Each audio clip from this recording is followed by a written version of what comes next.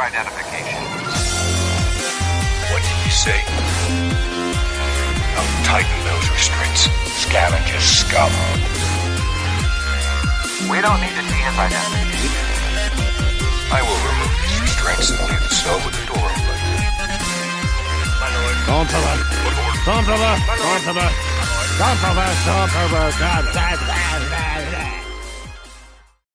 Hello, everyone, and welcome to the Sidebar Cantina, the podcast where we talk about Star Wars, pop culture, the flu season, or whatever the fuck we feel like talking about.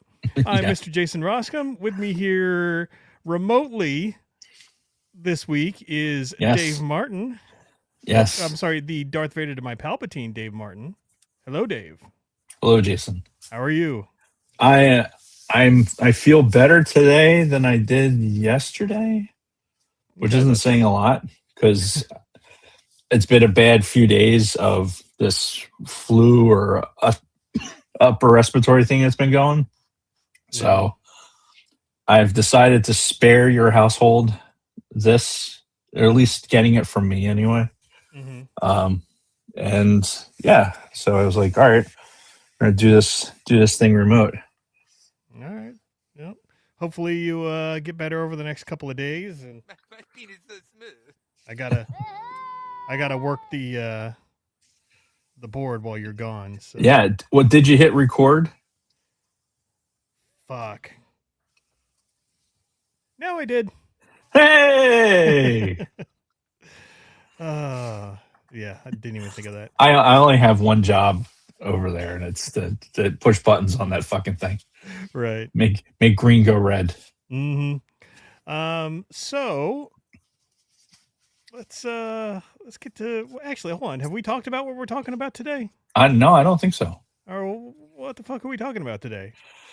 Well, so I don't know. Is it the actual date of the 10-year anniversary of The Force Awakens? No, I think that was like the 19th or something. Okay, so a few days ago, which it would have been for us because we saw it the night it opened. Yep, and that was December 18th was the official release date. 10 years ago, unbelievably so, The Force Awakens came out. So we're doing a little anniversary look back to Chris Forsyth is all fucked up. Like, what is going on?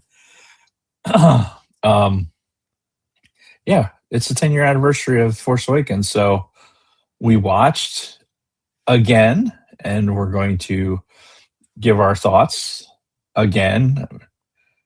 Yeah, and we've done this before. I think we even did it for the 5th anniversary, but you know, it's been 10 years. I think and honestly, like, what's funny about like so many of these shows is that, or just Star Wars in general, that our perspective changes, I think, as we watch it, you know, or as we get older and other things come out, and it just makes us appreciate some other things that much more. So it's worth it to take another look a little bit down the road.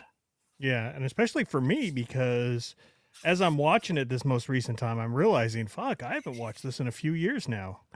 So, you know, really, it was it was good to get back to watching it because, you know, for the first 6 or 7 years that it was out, I was always watching it at least once a year, a couple times a year probably, but that it's sort of died off in recent years. So we'll have to get back to it. There we go. Yep, that's what he's got to say about that. All right, should we take care of some business before we get into this? You should definitely take care of some business because I'm going. While you're doing that, I'm going to bring up the notes that Luna Girl has been working on. All right, well, let's talk about our Patreon. If you are if you're enjoying the Sidebar Cantina's content, consider becoming one of our Patreon supporters. For as little as $1 a month, you can support this podcast and make it possible for us to continue to bring you quality content week after week. We'd like to give a huge shout out to all of our current patrons: Frank Kalevich, Catherine Rennick, Dragon Buddy, Lord Helmet Fire, Nick from Swede Studios, my wonderful mother-in-law, Patricia Goodstein, Don Solsky, Wally Frogmore, Chantal from Pop My Culture, Helen Martin, Sterling Asier, Nicholas Schaefer, Kristen Roscom, Carly Vickers, Ivo G, Shotgun Mark, Frederick Martin, David Schmuck, Scott and Kim from the Use and Abuse podcast, and the Orange and Fetch Show. Hold on. There you I'm go. on the ball. If you'd like to consider becoming a supporter, you can find us at patreon.com/the-sidebar-cantina. Thank you again to all of our listeners and supporters. You are the reason why we do this. Coming right at you. That's right. That's right. That is one of the advantages of doing a remote show. Is like we're looking straight at the camera. Yeah. So you get a little bit different view. Mm-hmm. Which I know a lot of like YouTube channels and podcasts and stuff, that this is the way they do it. They do remote and they do where they're looking at you. Sure. Not everybody has the advantages of having a room like you have where we can go in there and just it's dedicated to just a studio setup. Yep. And we live close enough together where we can usually do this. Not remote. Huh?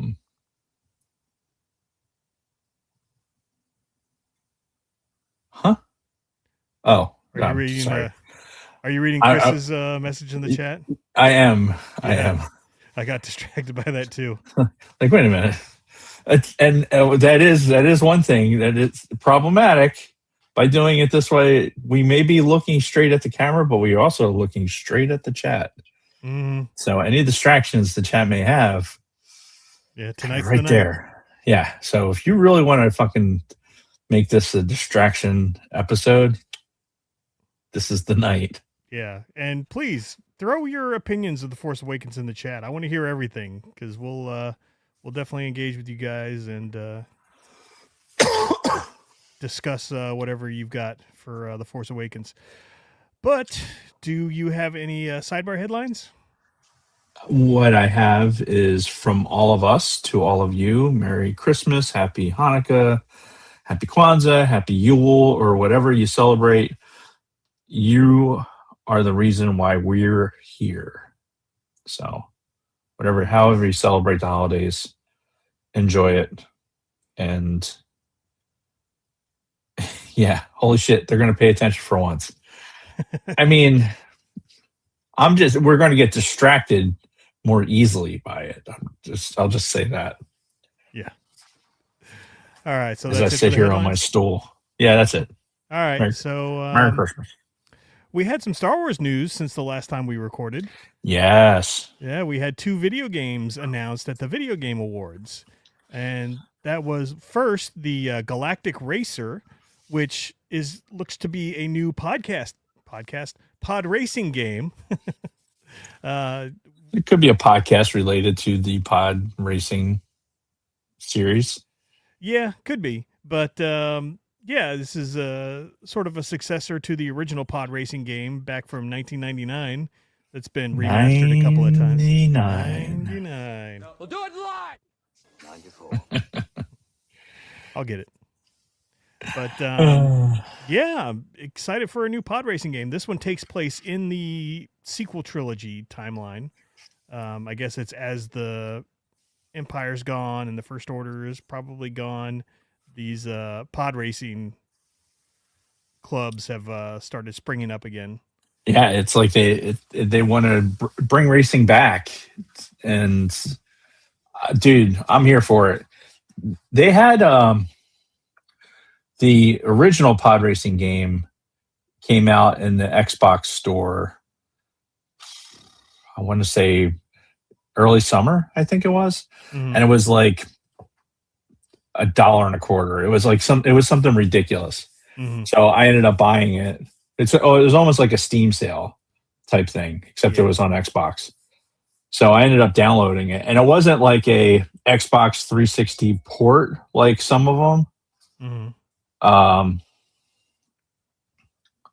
Hang on. There we go. It's telling me now that we're supposed to go do the podcast. It's a little late. Yeah. Is that like an alert you have set? Yeah. It's like, hey, shithead, you're supposed to you got to leave now if you're going to make it on time. Anyway, what was I saying? Pod Racer. You got one for the Xbox. yes, it's not a like Xbox 360 like port. It's like they re-released it. It's the original game, but I don't know. It's not going through the additional driver, if that makes sense. Okay. So it's the same like graphics and everything else, and it's playable, but the graphics and the game engine and what they're looking to do with this looks fucking phenomenal, and I'm here for it. Let's fucking go. Yeah, for the new one, the Galactic Racer. Right. Yeah. We got a cool cinematic trailer. No release date for this, but I think it said sometime in 2026 for this one. Which is right around the corner. Right. So hopefully that's true. The other game we got was Fate of the Old Republic, which is, they're calling this the spiritual successor to Knights of the Old Republic. It's a single-player RPG that takes place in the Old Republic time frame, which is the first, as far as I know, the first Old Republic anything we've gotten since the Disney buyout. Besides the Old Republic checks. MMO. Right. That kind of runs separately and it's not considered canon. Yeah, I think this could be the floodgate of something that's going to be really, really good. Yeah. I mean, get a game. I was going to say, they know that we've been clamoring for this, that the Star Wars fandom wants to go to the Old Republic era. Yeah, get a game, get a story out there, and then off of the game, maybe have a book. Then off of that book, maybe have a cartoon or a show or something. Oh, excuse me, have a serial. Yeah, and then like let that continue to build momentum, and I think you'll have your next, cash cow for fucking Star Wars. Hell yeah. Yeah, make it an event. Like you said, do a tie-in book, do some other stuff. Hell, do a fucking Black Series toy line. Hell yeah. That would be pretty sick. And yeah, don't miss the opportunity to take advantage of this. If you're going to reach back into this and you're deciding to tap this well. Yeah. Yeah. Freezing. There you go. God, I should really turn that off. Are you still watching Empire? I have Empire on in the background right now, and I just turned and looked, and the X-Wing is disappearing into the swamp right now, and it's just a little bit distracting. Thankfully, I have the sound off, so it's not like I'm like hearing the movie at the same time. Although I think there's a part of my brain that's also playing the movie in like real time, so that there's parts that I'm kind of like, oh, it should be this part right about now, and then I'll look the up. next one. Yeah, but anyway, so try not to let it distract you too much. I don't get distracted, Jason. Right, not at all, never. No. As I sit here in my Lego room, surrounded by distraction. Yep. Now, so much distraction. For Fate of the Old Republic, for release date, the only thing that they've said is the game producer came out and said that it will be done before 2030. So, hooray! Really? Yeah. Before 2030. Now, this is because somebody commented after this trailer was released. It's like, oh, you're just showing us a trailer. We're not going to see a game for another 5 or 7 years.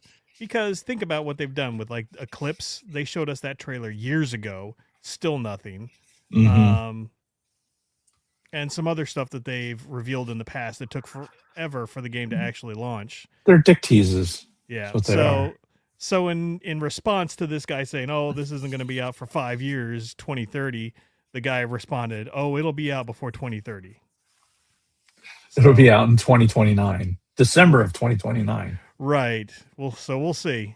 But with any luck, we'll get some gameplay footage from both of these games sooner rather than later. So we have something to sink our teeth into. I'm here for it, man. Like I said. It's good stuff. All right. That being said, we ready to move to our weeks? Because I got a lot of stuff. Yes. All right. Now I just have to find the stuff that I have. Aha! Got it. So first of all, I have new additions to Sacred Jedi. Remember how I was telling you that they are doing Valentine's Day Black Series for Valentine's Day this year? Oh, whoops. I'm like showing it to where the other camera is or to where it was. So oh my God. This year we've got a Ewok Valentine's Day Black Series figure. Oh my God. The little that guy. Little BD1. Yeah. So and he's Wow. like Cupid. He's got the bow and arrow. He's got the wings. Yeah, he's got wings. It's got so it's an Ewok Cupid for Valentine's Day. Wow. That looks like he should be like made of cotton candy or something.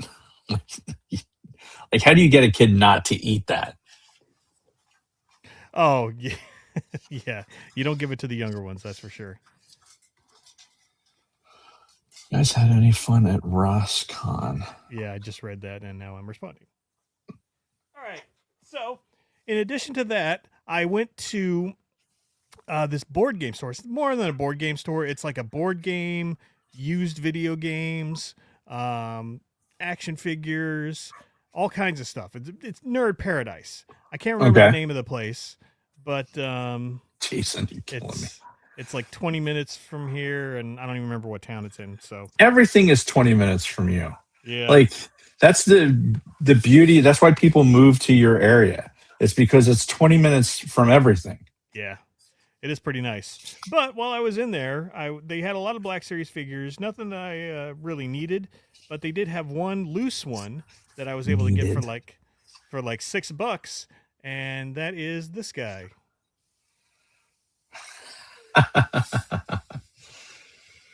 The Supreme General. Yep, Supreme Leader Snoke loose, which I don't think I have a Snoke at all in sealed or loose, but now I at least have one.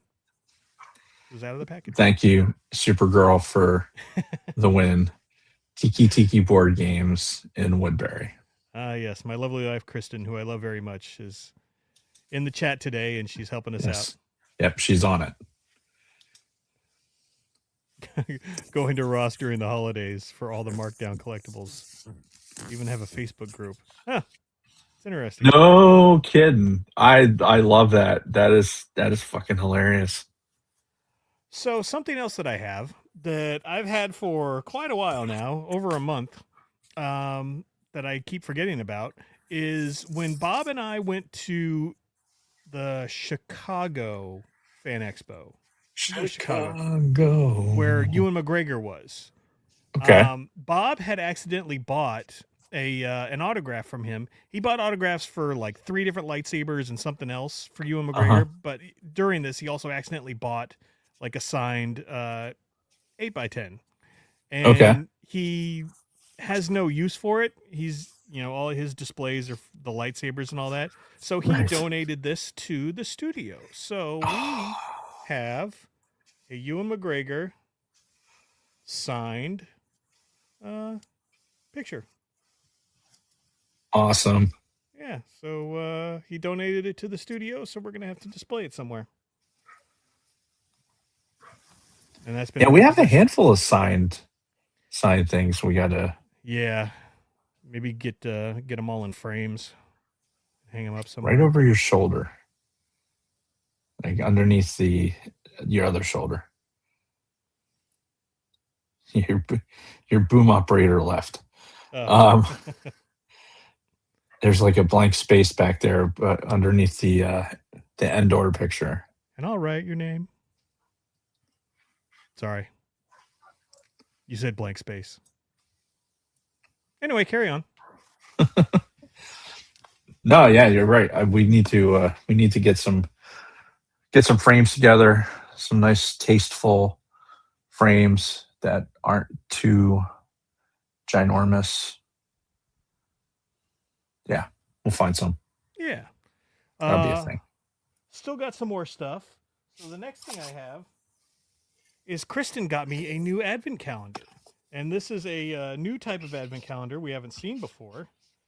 This is a lightsaber advent calendar.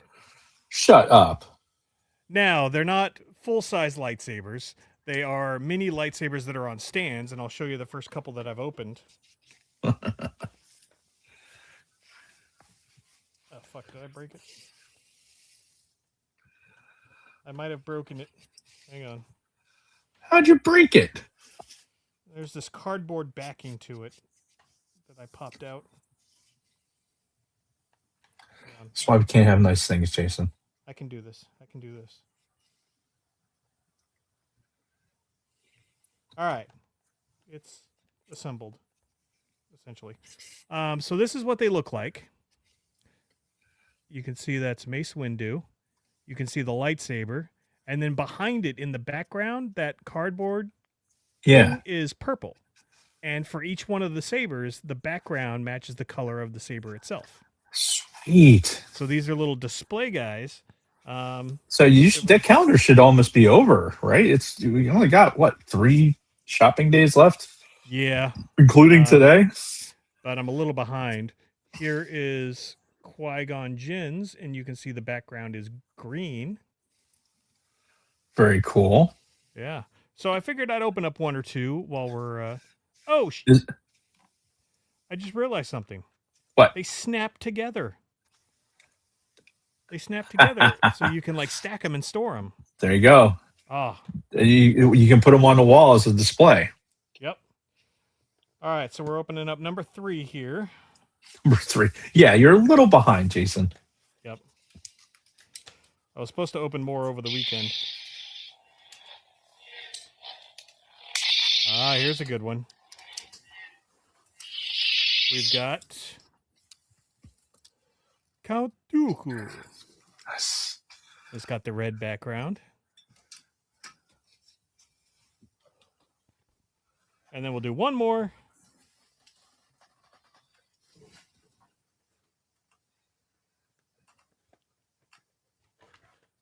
Sorry, this is riveting for the audio audience, I'm sure. That's fine. Which, apologies to the audio audience. I guess the last episode I posted, there's the first 40 minutes is missing. I don't know how that happened. Huh. Yeah. I no clue. I have to go in. I have to redo it. Yeah. Our last one here is Obi-Wan Kenobi. Yes. Oh, you must mean old Obi-Wan Kenobi. Yeah, so it's so cool that these things stack. Yeah, that is a cool new advent calendar. Yeah. So I can tell you that the Lego one for this year, my boss from work, obviously from work, but they got me the Lego Star Wars one. Oh, nice. And so when I've been at work, I've opened it, and it's basically droid based. Uh-huh. So it's all different droids, and it's not the best one that they've done, advent wise. Some years you get some really, really good figures out of it. Yeah. The years that you get, Palpatine with his Christmas sweater on. Christmas sweater. Was that Vader on the Christmas sweater that he was wearing? Hang on. No, it was a Death Star. Oh, okay. Gotcha. Dude, kudos to this fucking camera. It's actually pretty good. Yeah. A couple TIE fighters. Relax.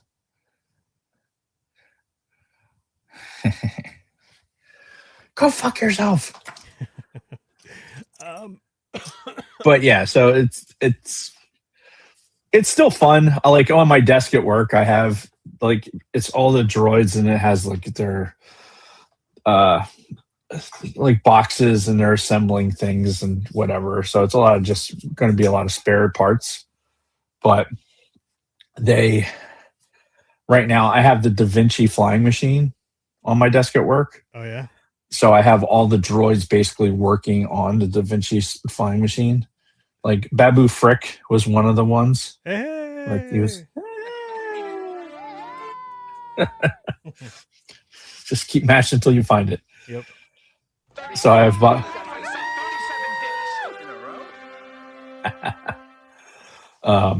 So I have Babu Frick and BD1 like driving the Da Vinci flying machine. So I'll have to post a picture of that. All right. Couple other things I have real quick is my son Ben is in a film appreciation class this year in high school. Nice. And they've been watching things like The Godfather, Scarface. They just got done watching Interstellar. But before Interstellar, they actually did Empire Strikes Back. And the teacher made a point to do the theatrical cut of Empire Strikes Back. He apparently went on a rant in class about how the special editions suck and how the theatrical cuts are the way to go. So he had like the VHS of it? I don't know. I don't know if he had a digital transfer or something, but that's phenomenal. Yeah, but he explicitly wanted to show the theatrical cut of Empire. So that was cool. That is pretty cool.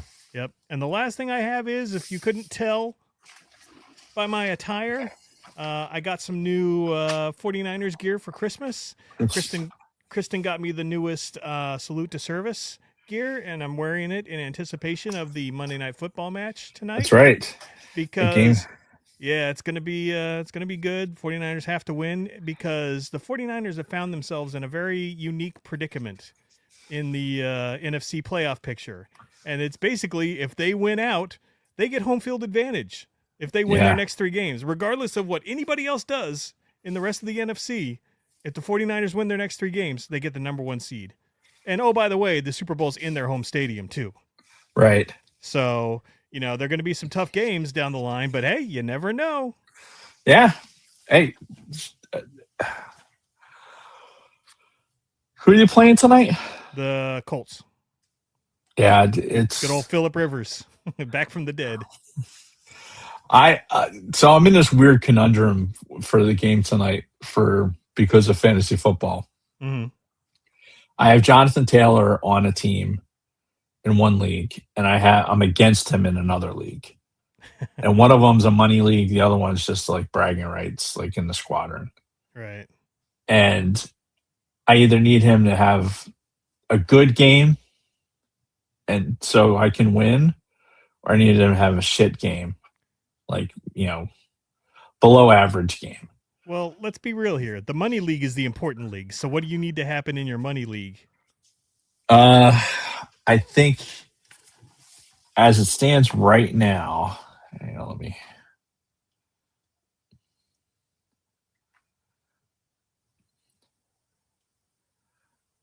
I need him to have a big game. Okay. So that's what you need to happen for your money. Yep. All right. But it's the semifinal. So for some reason I get, if Taylor does lay an egg, it's fine because I have an opportunity in this particular money league. There's a third place prize, so you'd be playing. I'd have a third place match next week. Well, there's certainly a chance that he can have a good game and the 49ers can still win. So let's hope for that. And because there's been enough of that this year. I don't think Phillip Rivers is the answer to the Colts' problems, unfortunately. So I don't see. If I was a bet man, I'd definitely put my money on the Niners tonight. What's the line on that game? I have no idea. They're playing in Indianapolis. I think it's the Niners' last road game of the season. I think their last 2 games are at home. Oh, that must be nice. Yeah. Because the fucking Eagles haven't had back-to-back home games this entire season. Jesus. Yeah. Guess that's punishment for being the Super Bowl winners, huh? Apparently. Fucking ridiculous. All right, let's see. What's the line? Looks like it's Niners by 4.5. Seems reasonable. So, yeah, at the Colts, it's basically a touchdown. Yeah. The over is 45.5, though. That's a lot of scoring. Yeah, I don't see the Colts scoring that much. I mean, sorry, Phillip Rivers, but your time has passed. Yeah, there's some stupid bets out there. Yeah. That's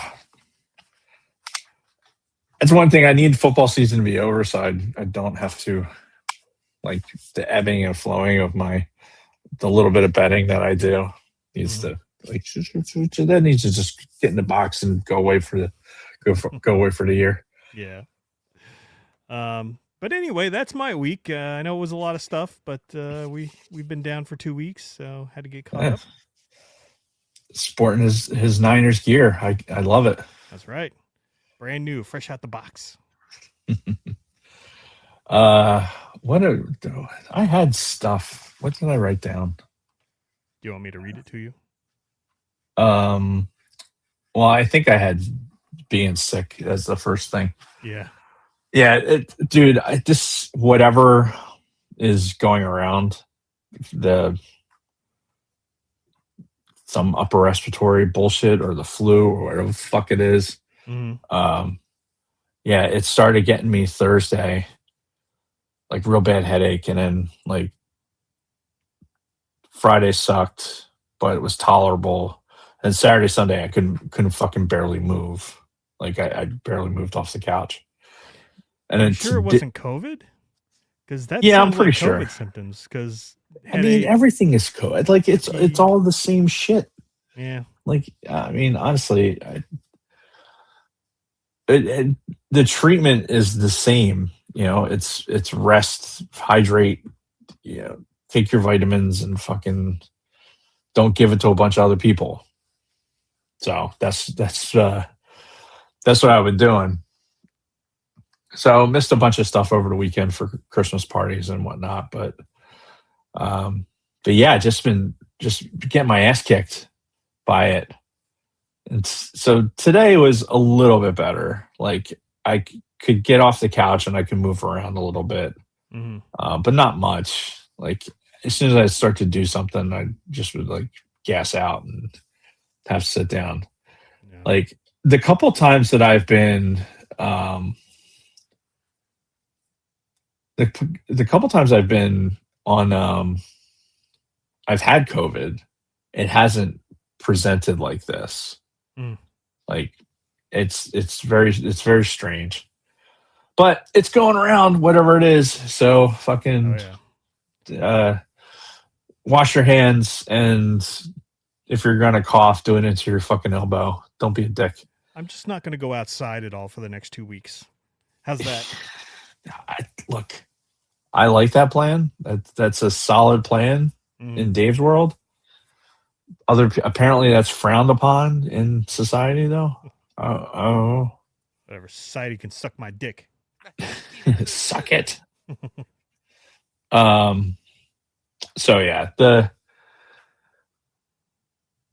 being sick sucks, but it did give me an opportunity to play a whole bunch of the Destiny Renegades. How you doing? Yeah.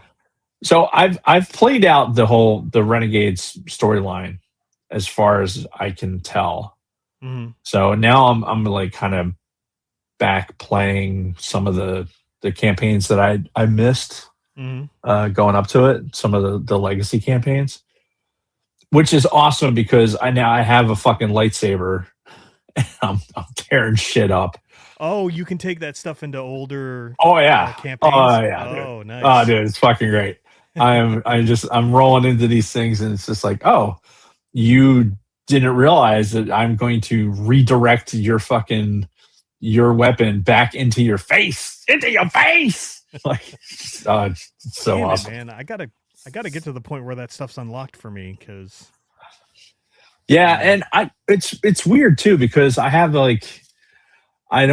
there's some campaigns that it's like, okay, you can't launch that right now, but I can launch other campaigns. I'm not really sure why that is, and I haven't been like Yeah. Brain hasn't been. Yeah, I suppose I could just Google it. It's Google it. Yeah. You could do that, I suppose. Yeah. I got all this time off. I should really be taking advantage of it. Yeah, get you some video game playing. Mm-hmm. God, I wish I had more time off without burning up sick time. Yeah. But the boss signed an executive order that gave us the before and after Christmas days off. Oh yeah. So that made those federal holidays. So that didn't have to burn up any leave for that. So that's kind of nice. Yeah. Bounty hunters, we don't need their scum. Yes. So yeah, what else did I have on there? I think. Well, you had Destiny 2, and then Tour the Lego Room? Question mark? Yeah. So yeah, the for those of you who have watched long enough to know that usually if we do remotes, that I'm doing it from my desk where I work from, which is downstairs, and have all my military paraphernalia in the background, and it looks a little different because this is the Lego room. So I am going to take a walk. We're doing it live, people. I can just see Dave tripping and just watching the camera just start rolling. No light speed. So over here, I don't know how the best way to do this. Yeah, like that. Maybe. I don't know. I've got a little like rolly cart for a bunch of the builds that I'm doing right now. Like this is a eBay Y-Wing? Yeah. It's one of those incomplete Lego builds that I picked up.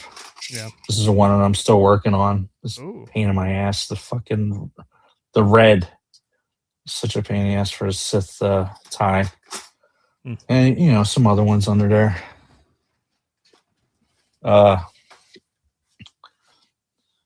If you haven't seen it before, this is my Jurassic Park scene. Yep. And I have a couple Batmobiles. Ghost busting. Some Optimus priming. I don't know if... So is that a real Game Boy next to the Lego Game Boy? It is. Nice. That's my original circa 1989 Game Boy. Hell yeah. With my name like scratched in the back with a fucking knife. Over here we have 3D printing on this fucking cool ass desk. So this thing, you can't really see it. This guy, this is I believe it's a Korean War or Vietnam War like desk that's in a box, right? So this comes with a chair. It's got the fold out bit.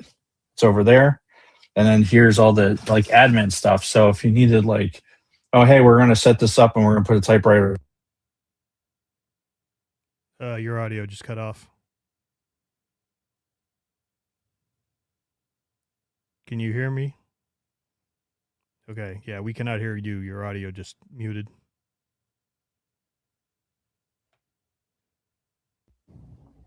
Oh, there it goes.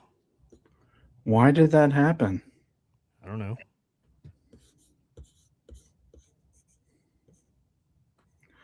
That was weird. Yeah, but you're fine now. Carry on. Anyway. So, cool fucking desk. Courtesy of the John. Nice. This is the little Christmas village. Oh, you cut out again. Yeah, it's weird. Yeah. Anyway, so I won't go as far. It's a cool Christmas village. Yeah, this has been a work in progress. Is there a lot of Star Wars in there? I see the Not the yet. ad. Not yet. I've got one more house to put together. Mm-hmm. But yeah, this got some Transformers going over there. Some wall art. And then all those guys. Nice.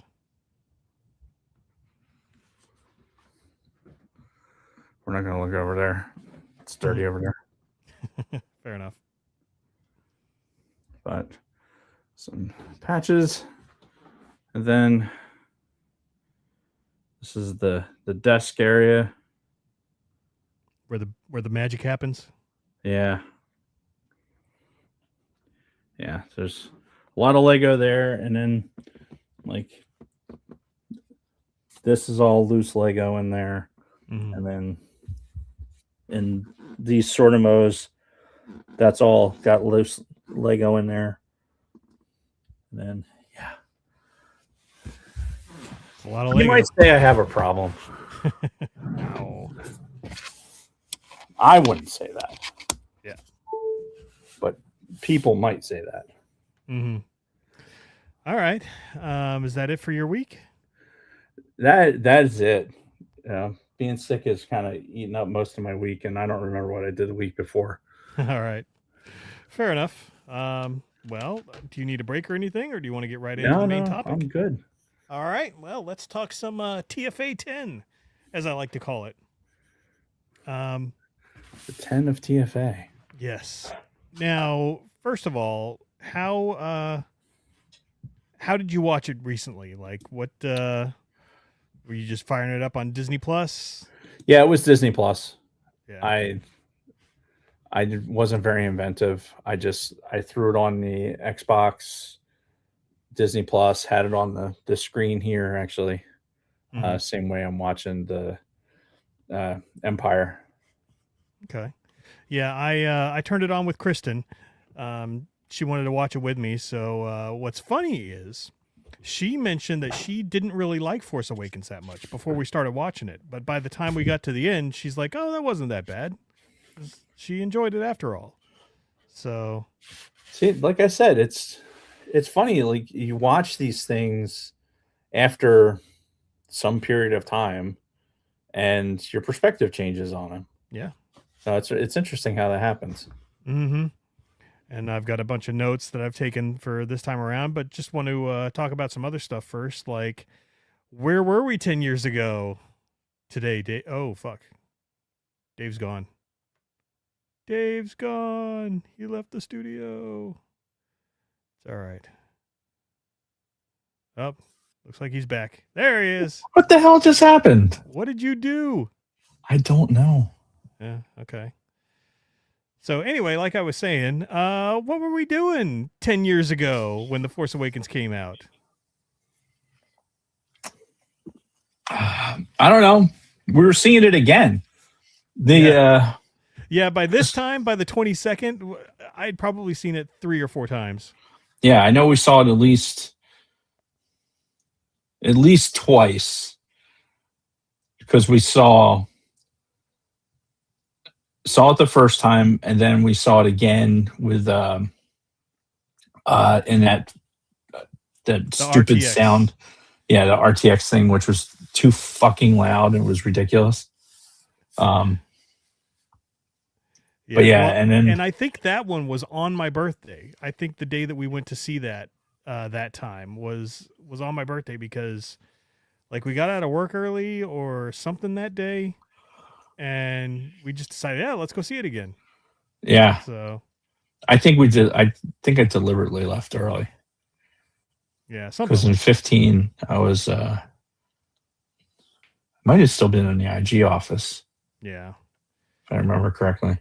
Well, and 2015 was a pretty awful year for me, and I credit The Force Awakens for keeping me on this earth, because I swore I was gonna survive until I got to see the new Star Wars movie, and by the time I got there, life had kind of stabilized. So I credit The Force Awakens with a lot of things, and and look, I think we've talked about it before, but the hype going into it was just as big as 99 going into episode 1. This is Star Wars. We haven't gotten anything in the theater in so long. It was the potential for such great things. We all had this, we were wide-eyed and just speculating like what these characters were going to be and what they could possibly, like. I remember before we started the podcast, because really the podcast came after TFA. Yep. With the lead in for the other one that we won't talk about. Yeah. But hope was sprung eternal. Yeah. And 2015, I've said it before and I'll say it again. 2015 was one of the best years to be a Star Wars fan, because, all the lead up stuff, first, all the hype for The Force Awakens, like you talked about, we got 3 trailers during that time. We started getting TV spots. I remember, I think it was, oh no, that was for Last Jedi. Never mind. We had so much stuff to like analyze and overanalyze. We had the novels, the Aftermath novels. We had the comics that were very similar to Aftermath. But yeah, we had all this stuff. We had the freaking Battlefront game, the first Battlefront. Yes. And I mean, the Battlefront game in and of it, just by itself, would have made it a good Star Wars year. Yeah.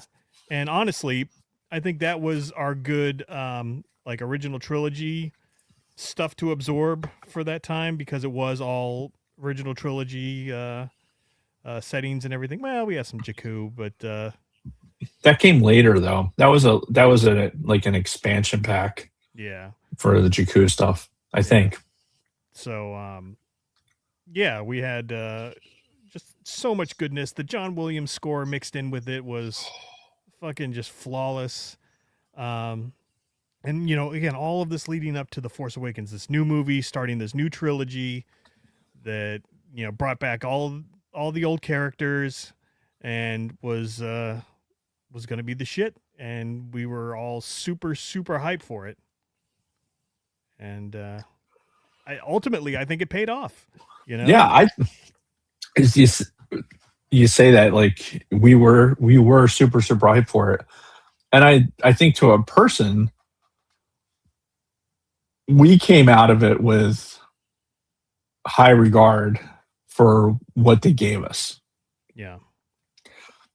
Even though there was a lot of detractors out there. Right. That's sort of where it began, with the hardcore detractors, not the ones like us that are just like, hey, we're not quite sure about this piece of content or this piece of content, but we still fucking love Star Wars. No, this was the start of the people that just hate everything that they put out from here on out. Yeah, I think we'll talk about it when we talk about, get into your notes, but the Mary Sue aspect of, I never even heard that term before until Force Awakens. Yeah.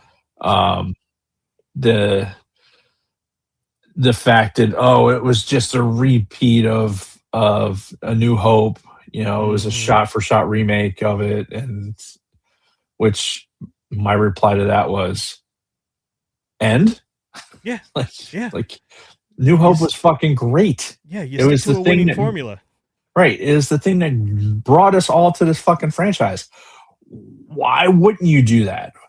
Yeah. Why wouldn't you fucking do what works? Yeah, especially when the prequels at the time, had a lot of negative fan reaction to them. Yeah. People shitting on George's directing and Hayden and Natalie's acting, and Yeah, because the generation that grew up with those movies hadn't gotten to that.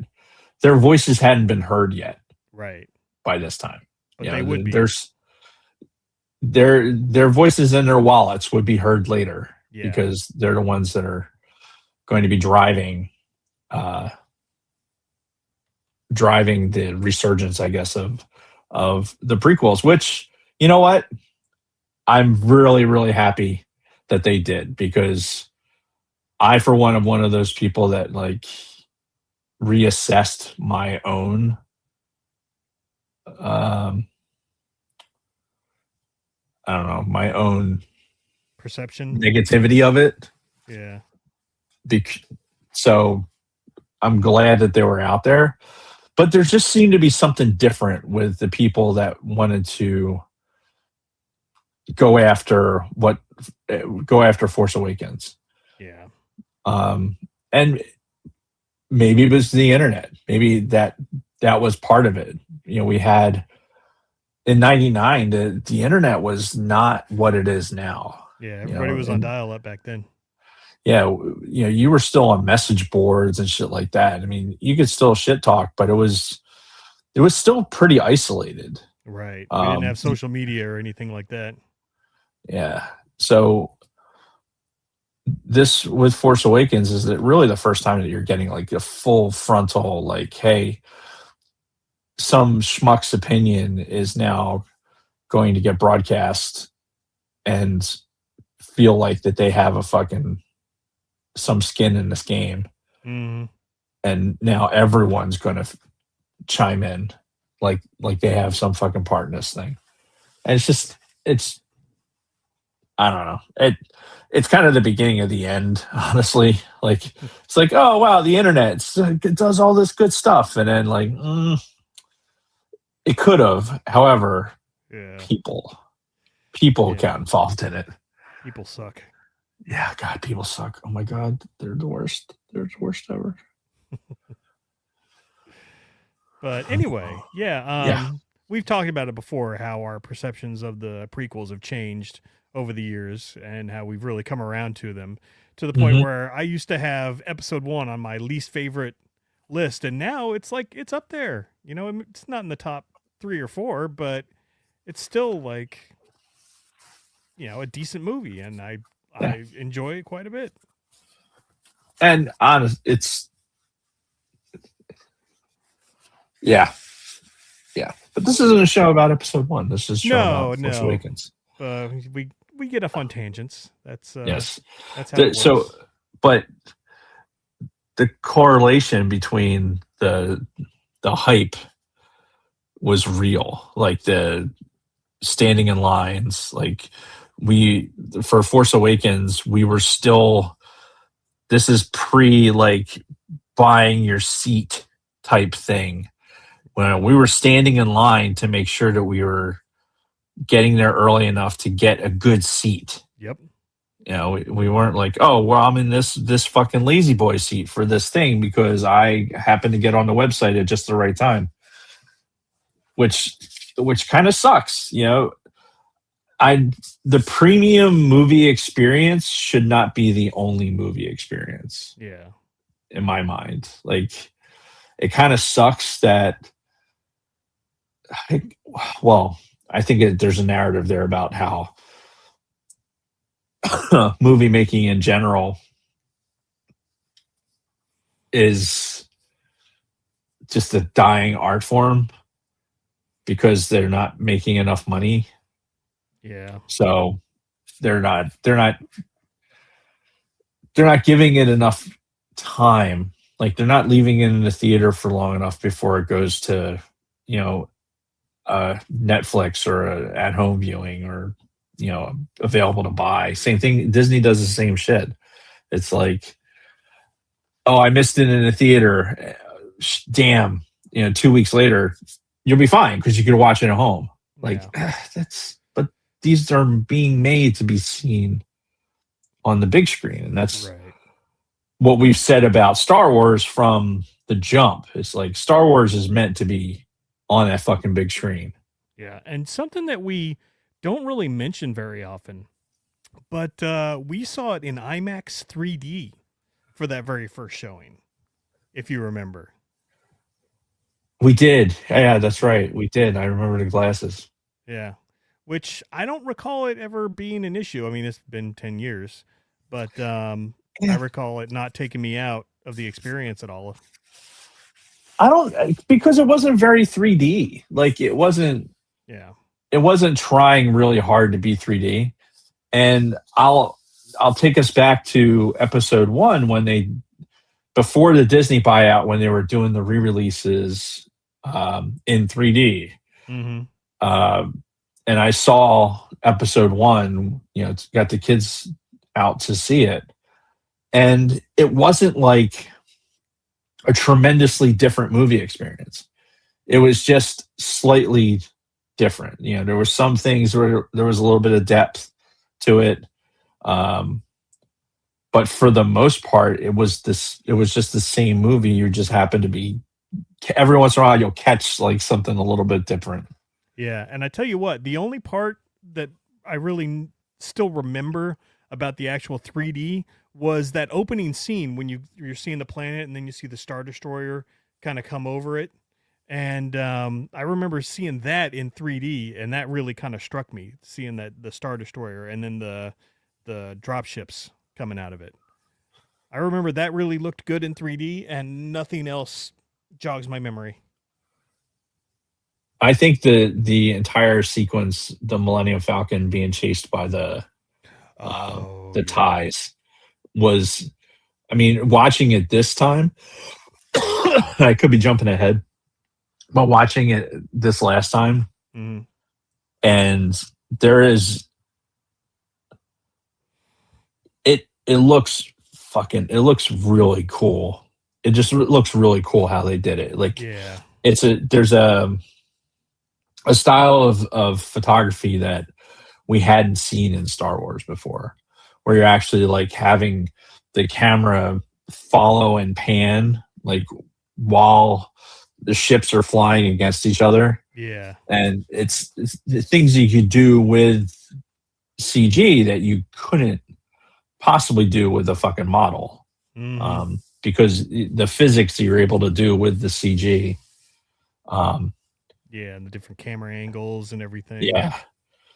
And watching the whole flight sequence with what the Falcon is actually doing, like how close nappity Earth it's flying, and like just we've flown the Falcon at Disney, right? So that's right. I can't possibly fathom how to actually fly that thing in the same way that she was flying it. Because, well, hey, with two people, it's just fucking impossible. Like, you are not doing it right. Like, stop trying to drive us into the fucking ground. Anyway, what were we saying? We were just talking about our experience watching it in theaters. Yes. For the first time. And then how many times do you think you saw it in theaters? I believe I saw it 4 times in theaters. Yeah, I think it was 4 for me too. And I think most of them were with you. I think one time was with my family, but then the rest of them were with you. Yeah, we saw them because we took Kathy to one. Saw it twice with you. I think saw it 3 times with you. Yeah. That RDX one was the worst viewing experience for me was that RDX one because it was stupid. It was just. Dave didn't like it because the volume was cranked up, which didn't bother me at all, but apparently it was too much for him. It was excessive. It was excessive. Like, there's being loud. Like, the whole purpose of it being loud is to make you feel like you're part of the movie, not to make your chair vibrate because it's just overmodulating. Yeah, well, they had like subwoofers under the seats or something. Yeah, which I'm cool with that for certain sequences, but it sounded like a fucking 1986 Honda Civic with fucking somebody's fucking bass box in it, like and just everything's fucking vibrating. Like, and thank God I had seen the movie already once, so I could actually still pay attention to what the fuck was going on. Yeah, I really didn't like that. But then we saw it again. I didn't see Force Awakens, but we watched. I don't know if we saw Last Jedi. I think we saw Last Jedi in there at the RTX theater. Yeah, and it wasn't as bad. Like Yeah. the experience wasn't as bad. It's like they toned it down a little bit. Yeah, I think because that was in the early days of RTX, and I think they were just trying, like, here, let's crank up the fucking volume to this thing. And people probably complain because if you go to one now, it's not nearly as bad. Yeah, it's not just a Dave thing. Like it was excessive. Yeah. Like being loud just for the sake of being loud. I've altered the deal. Pray I don't alter it further. All right. So do you want to start talking about the movie itself? Yeah, let's talk more about the movie. All right. So I got some notes. I didn't go through and just make notes for each scene or anything like that. Just stuff that stuck out to me this viewing. Okay. So if you have anything else to add in, by all means, chime in. But right. I started off with, I love the opening sequence with the drop ships and the Star Destroyer and everything.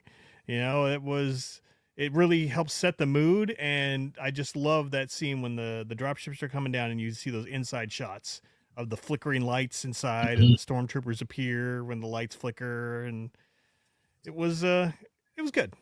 Yeah, and you think for 2015, where it was giving us a glimpse of what the movie was going to be like with a level of realism. Like, hey, this isn't just Star Wars, like ship's going to show up from A to B and you're not going to wonder how it got there. Right. Like, we're not going to perform some maneuvers and everyone's just going to be fucking chilling, sitting in the cockpit. Like, right, because you can see them all like rocking and everything. Yep. You're coming through the atmosphere and you're fucking rocking back and forth, and like it told you right away. It's like, okay, this is cinematically, this is going to be different. Yep. And it also showed too the difference between this and say the prequels, because the prequels, if they'd had a scene like this with the clones, they probably would have been all CG clones.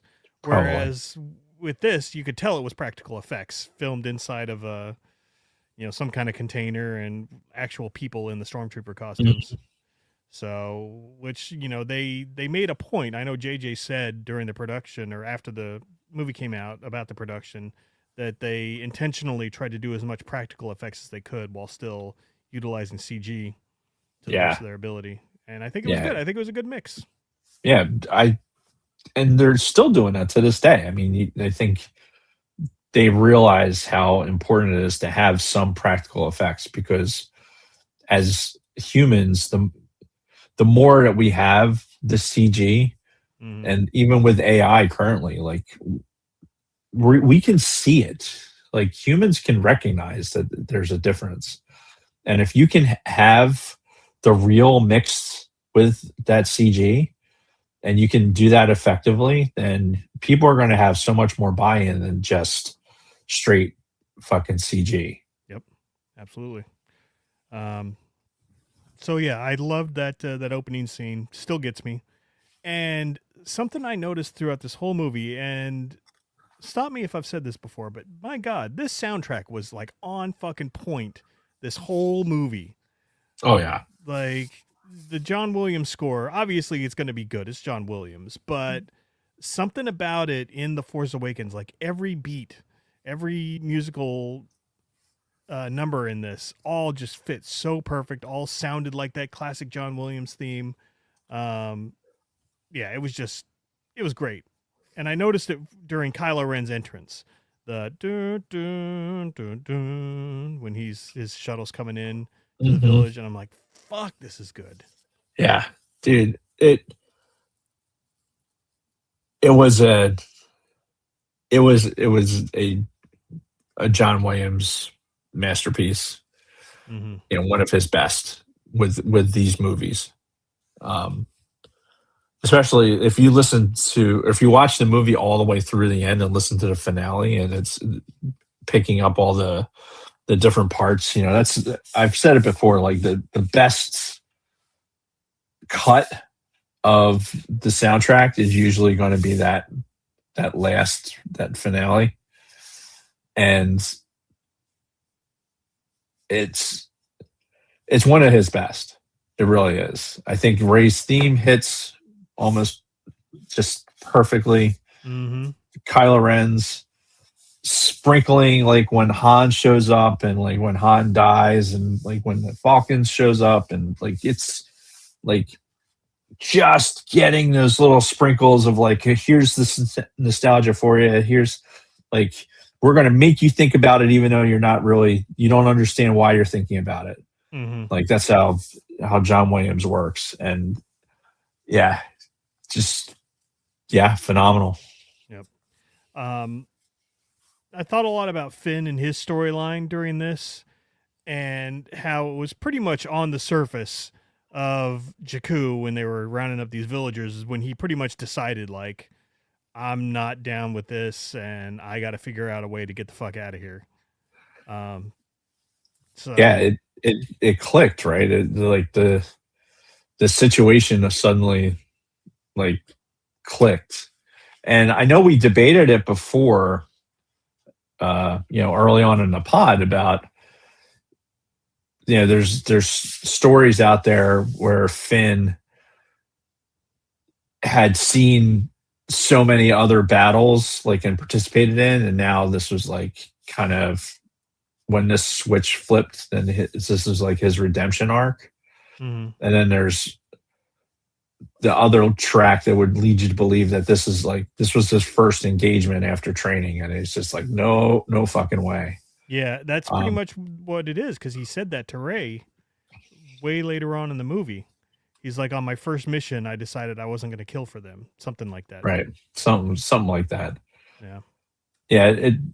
There's contradicting things, between the comics or whatever it was. I remember us going through it, but the reality is you have a conscientious objector. It's like, nah, fuck this. I'm getting out. Where at first you would think that'd be a pretty tall order, because he's stationed on this Star Destroyer. He doesn't really have any opportunities to get the fuck out of there. He obviously can't fly a stolen TIE fighter himself. So luckily he had Poe kind of fall in his lap, right, to where he fucking pilot showed up. Yeah, best starfighter pilot in the galaxy, allegedly. Well, I mean, that's what Kylo said. Yeah, he is pretty good. That one scene where they're coming into the rescue at Maz's place, and there's that long extended scene where he's like flipping up and killing TIE fighters and swooping down, hitting stuff on the ground, going back up, pulling his, like an Immelman and fucking coming around. Yeah. You know what bothered, like, sidebarring into that, future sequence, the helmet, like, he's got the visor down on the helmet, and because that helmet has a crease in the visor itself, was like safety goggles. When the camera's looking at his face, it like elongates his eyes. So it's one of those things. It's a Davism that, it's one of those things that I notice, but I see it every fucking time. And I saw it when we first saw it. It just is like, why isn't that visor just flat? Like, we've never had visors that had a shape at all. Like, you can't stow a visor that's got some fucking, shape to it. You can't fucking stow that visor up. How, like, why is it like that?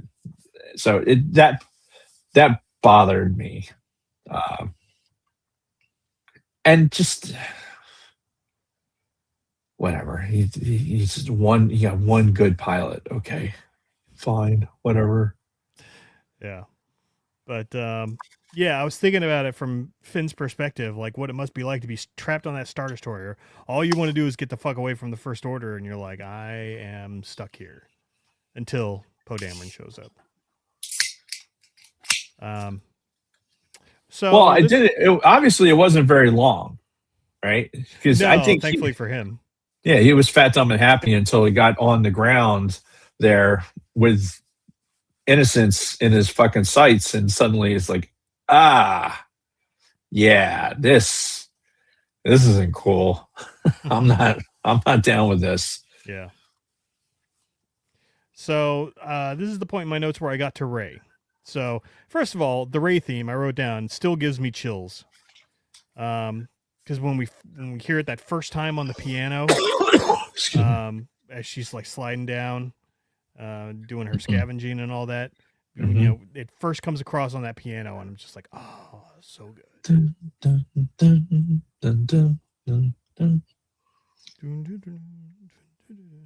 Yeah. Yeah, it's a great theme. It's definitely my favorite piece to come out of this whole, probably out of the whole sequel trilogy. Honestly, really, yeah, is the Rey's theme.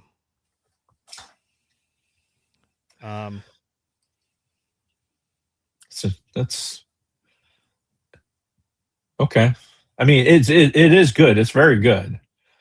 But there's a couple that are better even in this movie, I think, to me. Okay. Like one of them is the I think it's called I Can Fly Anything on the soundtrack, but it incorporates part of the it's the escape from the sequence we were just talking about with Finn escaping, and with Rey flying the Falcon. Like there's a lot of there's the flying elements that just like it just makes you feel like, yeah, it's a very like exciting flying. theme, you know. Yeah. It's very fast paced and kind of just like thrilling type of sound. Reminds me of the asteroid field. Yeah, exactly. Same style. I wrote in here after this rewatch, I see the Mary Sue comments, right? So we were talking about that before, how a lot of the naysayers say that, oh, she's just a Mary Sue. She didn't have to learn anything or go through any hardships. She just was already powerful. And I'm like, I look at it this way. So she's pretty damn strong in the Force. That we're led to believe by the end of this trilogy. And we're seeing all these scenes where, to me, every time we see her do something outstanding, it's because she's slowly starting to tap into the Force, whether she knows it or not. Like that first scene when she's grabbed by those guys that want the droid, and she, beats him off with a stick.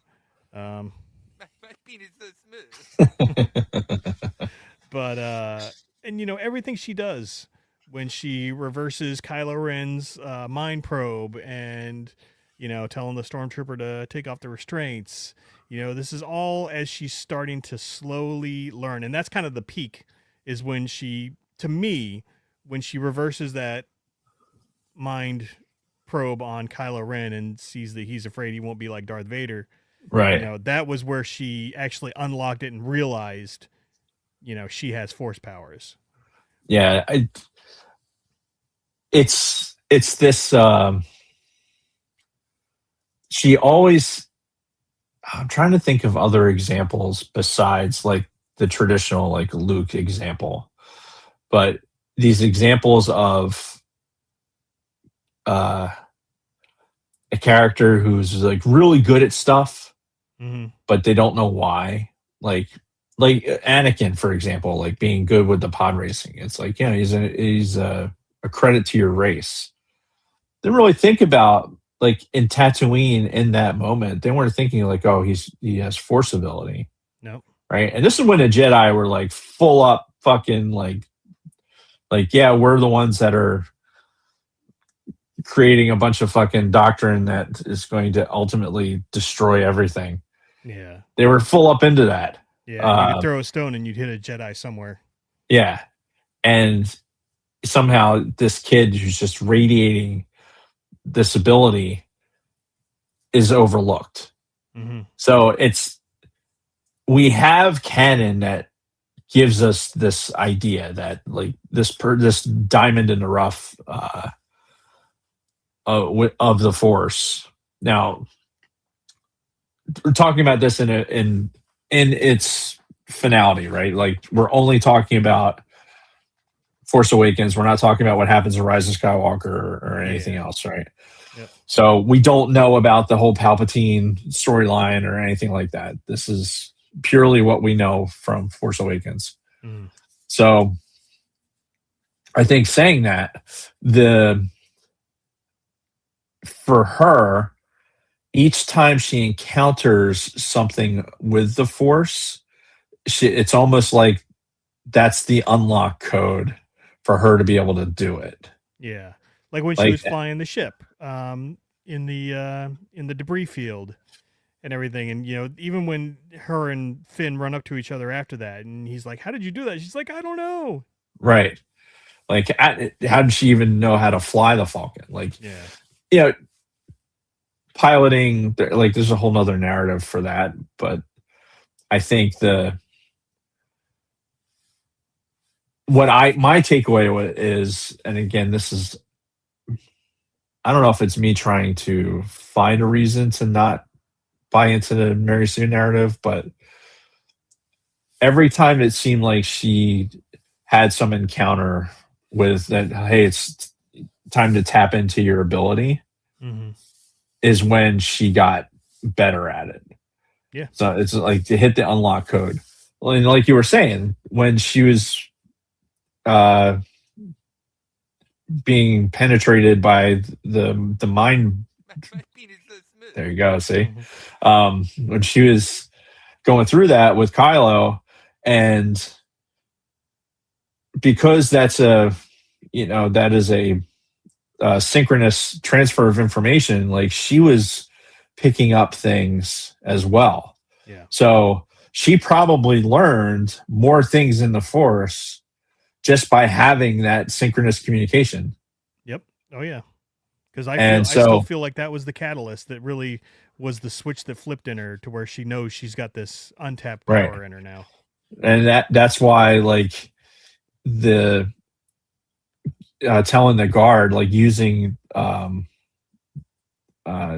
Force on the weak-minded, like, that was probably in Kylo somewhere, like, in that storage. And then when it went back and forth, she's like, okay, I have this information now. How can I use it?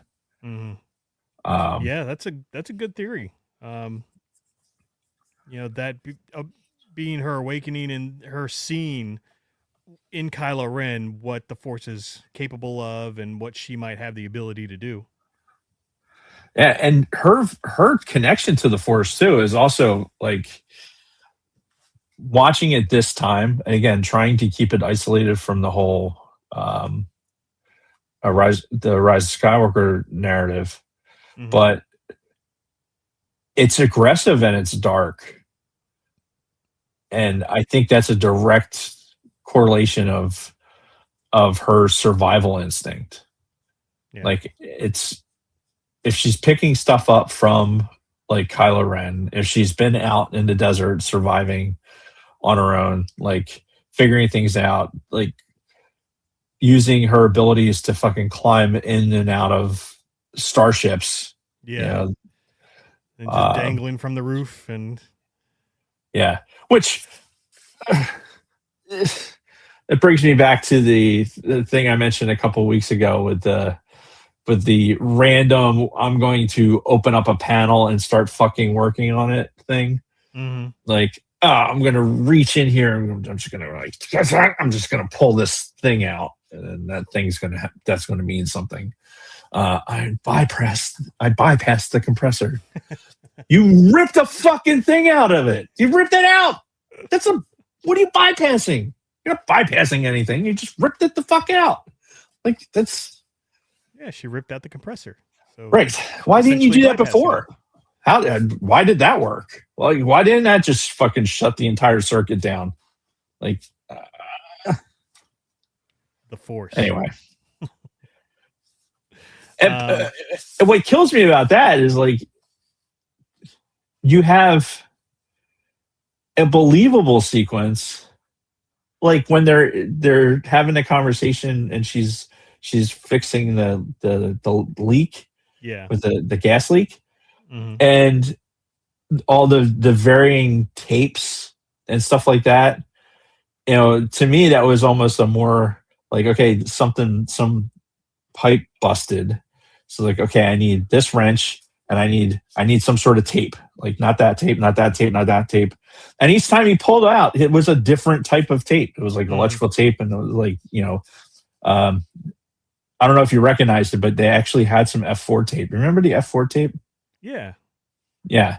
They actually had like a roll of F4 tape. You know what? I think I remember that part too. Yeah. Because I think only people that have been in aviation, mechanics in aviation, would have any idea what the fuck that is. But yeah, there's like, oh man, that was like a realistic, like, I'm this busted, I got to fix this.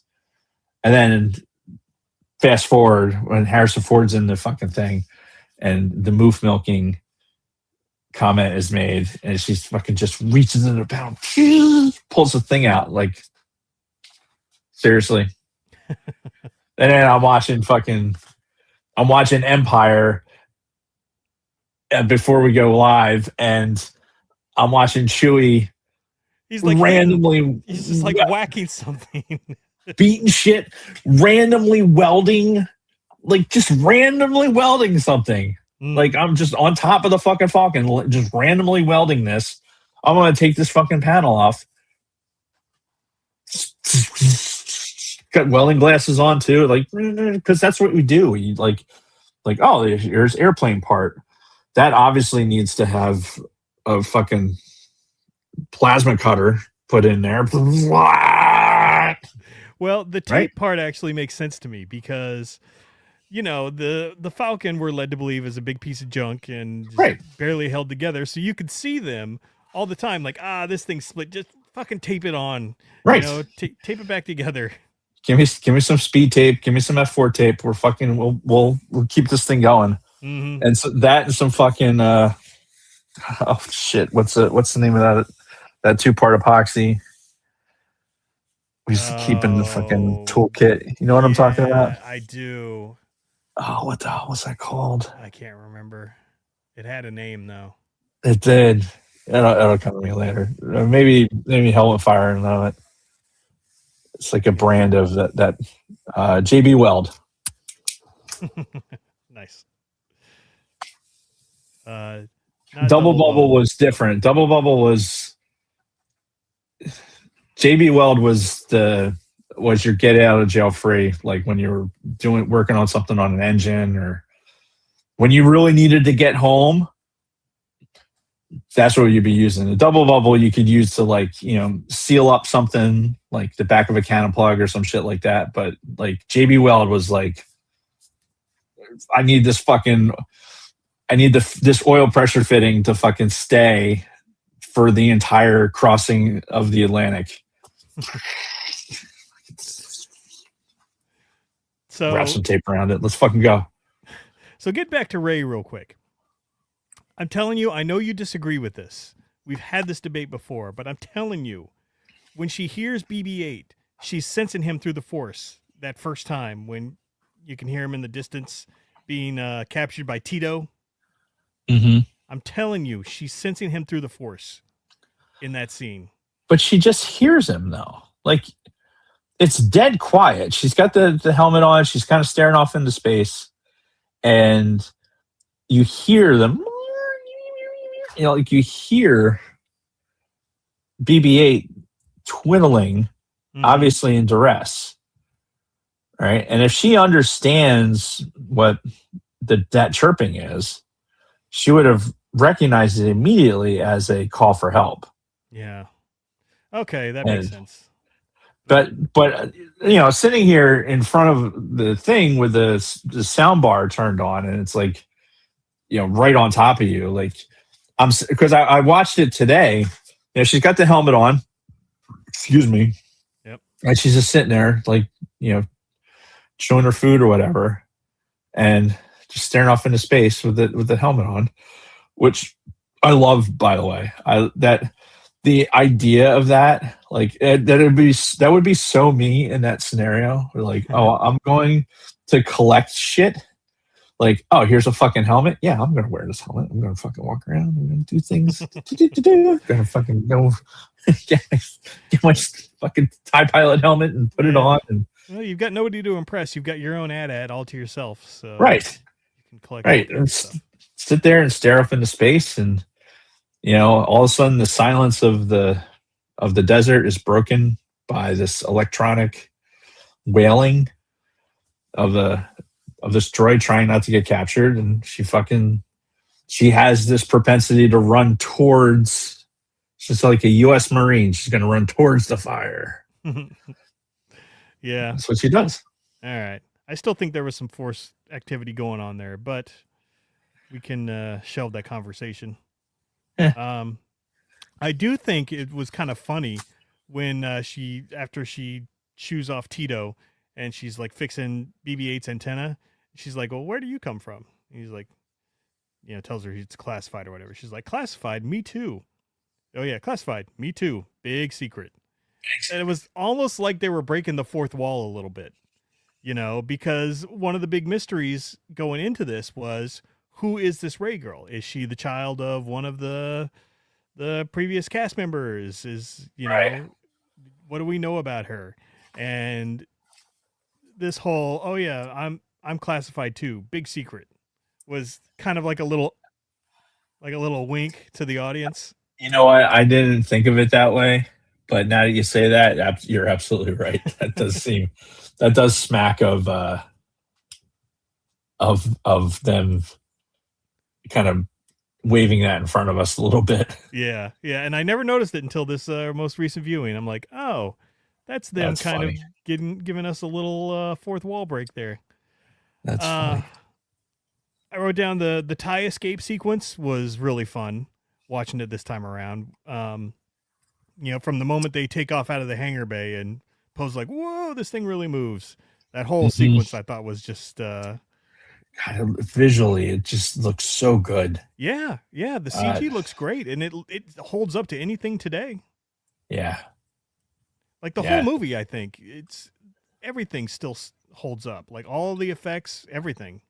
Yeah, there's a crispness to it that's really interesting. It's not like it's fake, but it's almost like, hey, we got a really good camera out here to watch it. Mm-hmm. You know what I mean? Whereas, sometimes you watch CG and it's like, okay, that looks too good to be real. Mm-hmm.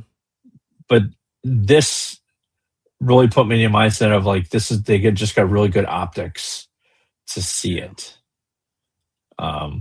Which obviously it's a trick of the mind, right? Because it is CG, but it was phenomenal.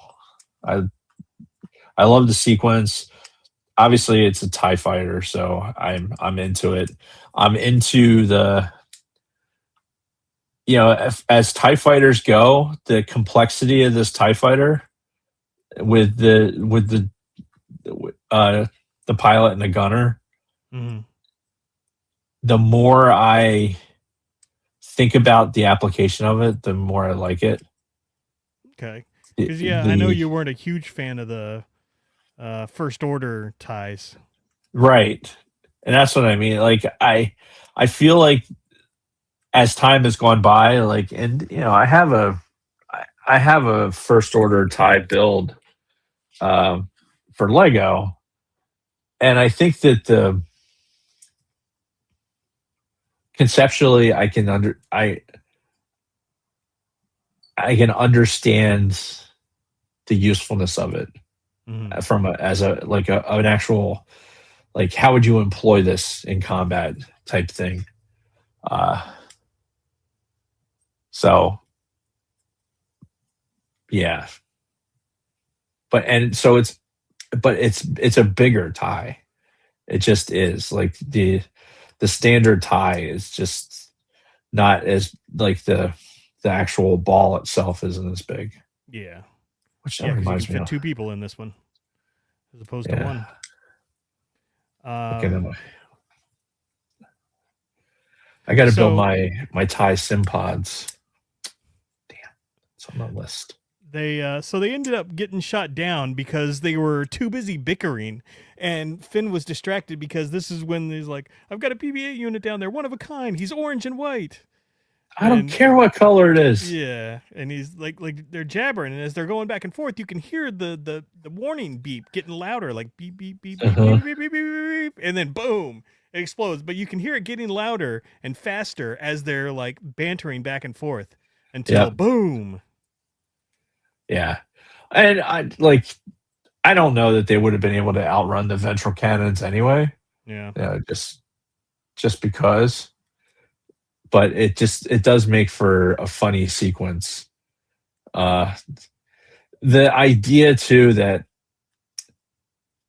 even with Rey with later when you have Rey and Finn and their interactions, and you get like Finn with Poe. Finn must be an easy guy to kind of like, one of those affable type people that when you're interacting with them, you're just like, it's easy to get along with. Yeah. Like, I think if I was writing this character, I would write him as a, like, hey, this is a person that it's easy to get along with. Yeah. So you can have like this type of back and forth. Mm-hmm. And he's a good male friend for Rey that she friend zones right towards the end. But I mean, pretty much the whole time. I mean, well, like, I don't know. See, in their first boyfriend. Yeah, in their first couple of interactions, she looked like she wanted to suck his dick because she's like, "Oh, I've never met a resistance fighter before," and she's got that grin on her face, and right. Like, she's like, "I've never sucked a black man's dick before." This is what we look like. Yeah, some of us. So, yeah, I think that was just like some hero worship, not necessarily anything to do with Finn in particular. Kind of like when her face lit up when she heard that Luke Skywalker was real. Right. Okay. Yeah, Han Solo, the smuggler? The general? No, the smuggler. Yeah. We had touched on it before, but the Millennium Falcon escape sequence I wrote down was fucking awesome. Yeah. I really oh, go ahead. I enjoyed the I enjoyed the garbage like comment, like the quad jumper, like as they're running towards it, and like the garbage will do, and they go over, and it's the fucking Falcon. It's such a clever way to introduce an iconic fucking ship. Yep, and the music too. The music at that moment when they turn and start going is the so it was just fitting that that they did that. Yeah, she was really familiar with the inside of the ship, though, and it is something that, even though we kind of talked about it, she has like just this untapped ability. But in my head, I started going into this like this side subplot of like, did Unkar Plot? I was about to say Anchor Watt. Did Unkar Plot fucking have her like cleaning the bilges of the fucking Falcon? Like, you know what? I could see that. I could see because she was basically his fucking slave, right? I could see him having her like, do something with it. Right. Start the engines every 2 months just to make sure it still works. Hey, I need you to find a part to replace in this for this YT freighter that's out here. Yeah. And she can be in there kicking things around, going like, this piece of shit, fucking, I'm crawling around in a fucking starship trying to find this thing for this piece of shit fucking freighter. Yeah. Then of course when she finds out it's the Millennium Falcon, she changes her tune. Like, whoa, and then she wants to suck the Falcon's dick. Yeah. Which really would be more scissoring, right? Because isn't like that's true. The Falcon's a chick robot, right? So, what else do I have? Oh, when Ben or Kylo Ren does the what girl, when he chokes out the dude. Oh god, dude, that sequence of him losing his shit on that fucking panel. Mm-hmm. I should make that as a Lego. I should do that. Just the fucking obliterating a fucking panel. Do I have I think I have one Kylo Ren Lego. Yeah, I have him in a mini ship. But yeah, that the entire sequence of him just losing his fucking mind, and then homeboy like waiting to get killed, and like opening one eye and going like, all right, he's taking it out on something else, but fuck, I gotta tell him about the girl, and then he just fucking pulls him into his fucking hand. Yeah, which it checks, right? He is a frustrated Sith Lord wannabe, right? And he even has that moment later where he's like, I feel it, the pull to the light. So he's constantly in a state of flux. Yeah. And but yeah, I think that one sequence where he, is like, what girl? It makes you wonder, like, does he have some sort of feel for Rey and the Force at that point? Like, because later on we get the dyad and everything with the two, which, that was JJ in, Rise of Skywalker. So, it makes you wonder, like, if that was always his intent, and if, like, somehow these two were aware of each other, even if they didn't know who it was or whatever, and that Kylo always had this girl sort of in the back of his head, that he's connected to with the Force. Just a thought. I mean, that's as good a theory as any. Yeah. I mean, honestly, I feel like something I was thinking about before the show, as just some commentary, is the situational awareness of Force users.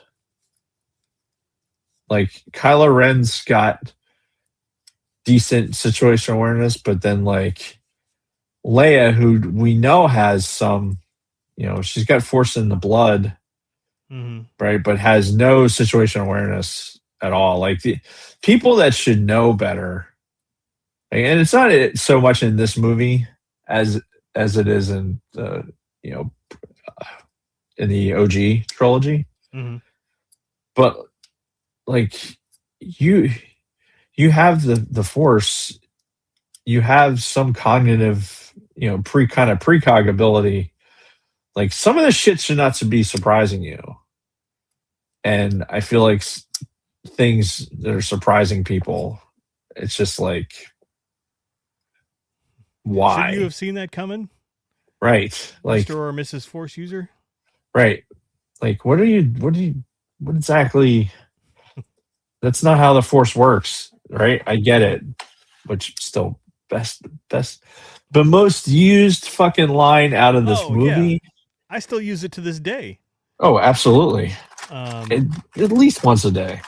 Yeah, and I even have that written down later in my notes. Yeah. At this point, I wrote down that I felt the humor was good and not annoying, like, because there's some humor to this movie. It's not all serious. And I think the sequence with Finn and BB-8 was a really good one, where he's first trying to tell him, like, hey, I'm not with the Resistance. But you still need to tell me this location of your base, and BB-8's looking back and forth at Rey, him. Right. Then they do the Droid, thumbs please. up thing. Yeah. They do the thumbs up, which was pretty funny. But yeah, the humor in this I think is just good enough, where they're not like going over the top like in the prequels, and they're keeping it about steady with the original trilogy, maybe a little bit more, but it's again not annoying humor. Right, it's not over the top. Yeah, it's not. Well, it's not out of place, which is the biggest thing. Yeah, like I don't think any of it's been out of place so far. There was a part that I thought was pretty funny. I don't know if it was meant to be humorous, but after they come across Han and Chewie, and Han tells them this is the Millennium Falcon, or he lets them know that he's Han Solo and this is the Millennium Falcon, and she's like, "You're Han Solo. This is the Millennium Falcon." And Finn's like, "Han Solo, the general?" She's like, "No, Han Solo, the smuggler." And then Finn looks at Chewie and is like, "Wasn't he a war hero?" And Chewie just like shrugs, like, "Oh," which I thought was hilarious. Yeah, Chewie's just like, "Yeah, no, we've been playing this game for fucking too long." So just when he has the chance to give Han credit as a war hero, he just kind of shrugs, like, "Oh."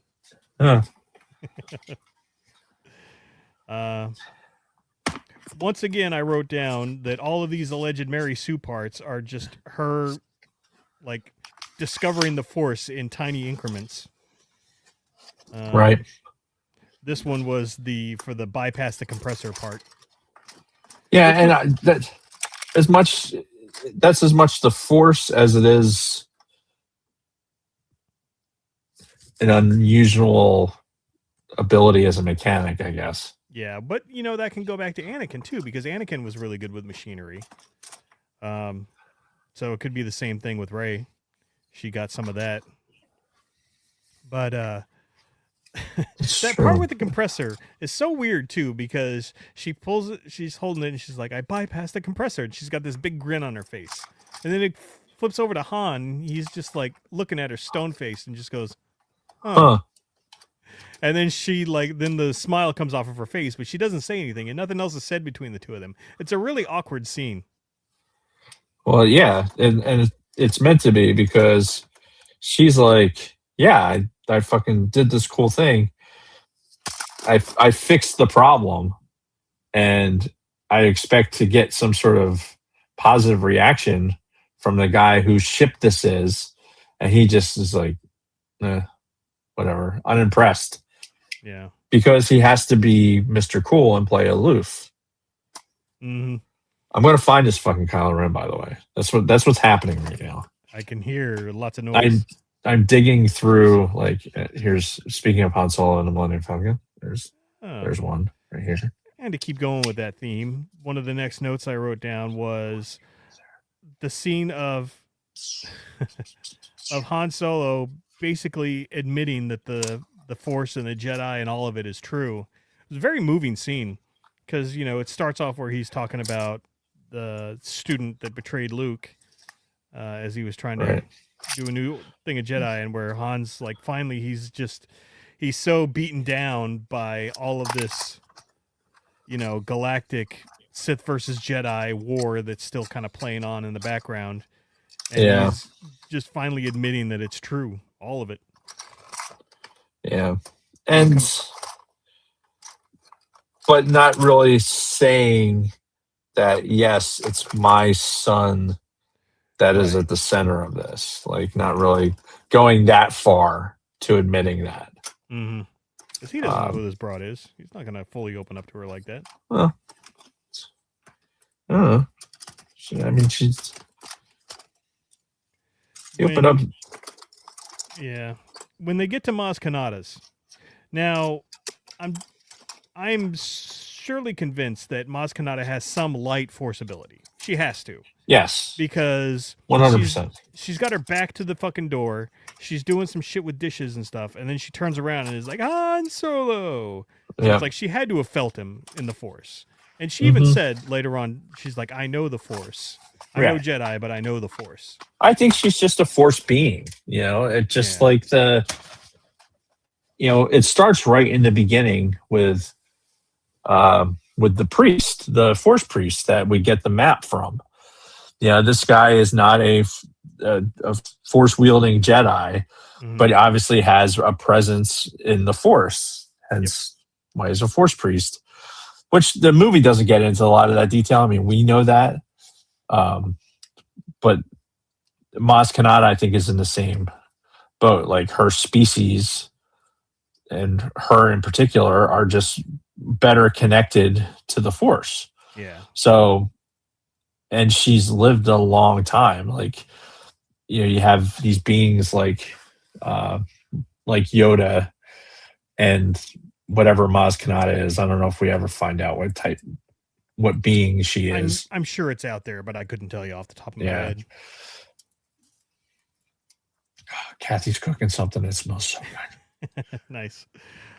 But I loved too how she fucking just outed Han, right? She could have been like, "Oh, Han's here. Let me go up and talk to him." But no, She just screams across the whole cantina, "Han Solo!" Like, Han's like, "Shut the fuck up. We're bitch, fugitives right now. My fucking family's here." Yeah, exactly. Then the next note I had is Rey's vision, which is one of the most important scenes in this whole movie. It could be one of the most important scenes in the sequel trilogy if fucking Ryan Johnson wasn't such a raging fucking paddler of his douche canoe. Mm-hmm. Like, there was so much good material to be able to build the rest of this story on. Like, here's this connection in the Force, and this is like the first steps and doing these things. Like, there was such a good starting point for her journey, and you fucking get shit in our mouths.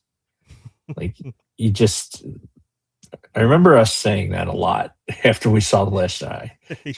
Just fucking shit in our mouths. Yeah, but it was still a great scene, very well designed. It's and it it was a great sequence. Yeah, because you kind of go from she's seeing things from Luke's perspective in the beginning when she touches the saber, and it immediately goes to the hallway on fucking Cloud City, right? That they were fighting in, and you hear Vader's breathing, and then you eventually hear Luke go, "No!" And you see him put his hand on R2 at that moment. So it's kind of like because it's his robot hand, so it sort of goes back to that scene where he had it cut off, and he's screaming, "No!" Right? It's not true. I immediately, when he put his hand on R2, is when I had this, like, when we saw the movie originally and when we were getting ready for Last Jedi, I was convinced that Luke put R2 in sleep mode because he didn't want to be found. Right? R2 wasn't just randomly in sleep mode because Luke was out there. Like, Luke put R2 in sleep mode. Yeah, and I see that. R2 came out of sleep mode because Luke was ready to be found. Like, Luke let him come out of sleep mode. Okay. And I still, to this, even after this most recent watching, I still believe that. I think that R2 being in that vision is what really drives that home for me. Like, R2's there for almost every fucking atrocity that happens in this fucking universe anyway. Like, he's not committing war crimes like fucking Chopper is, but he seems to be there for everything. Yeah. So him being there and like, all right, I'm gonna fucking fly off into the unknown, and I'm not going to take you.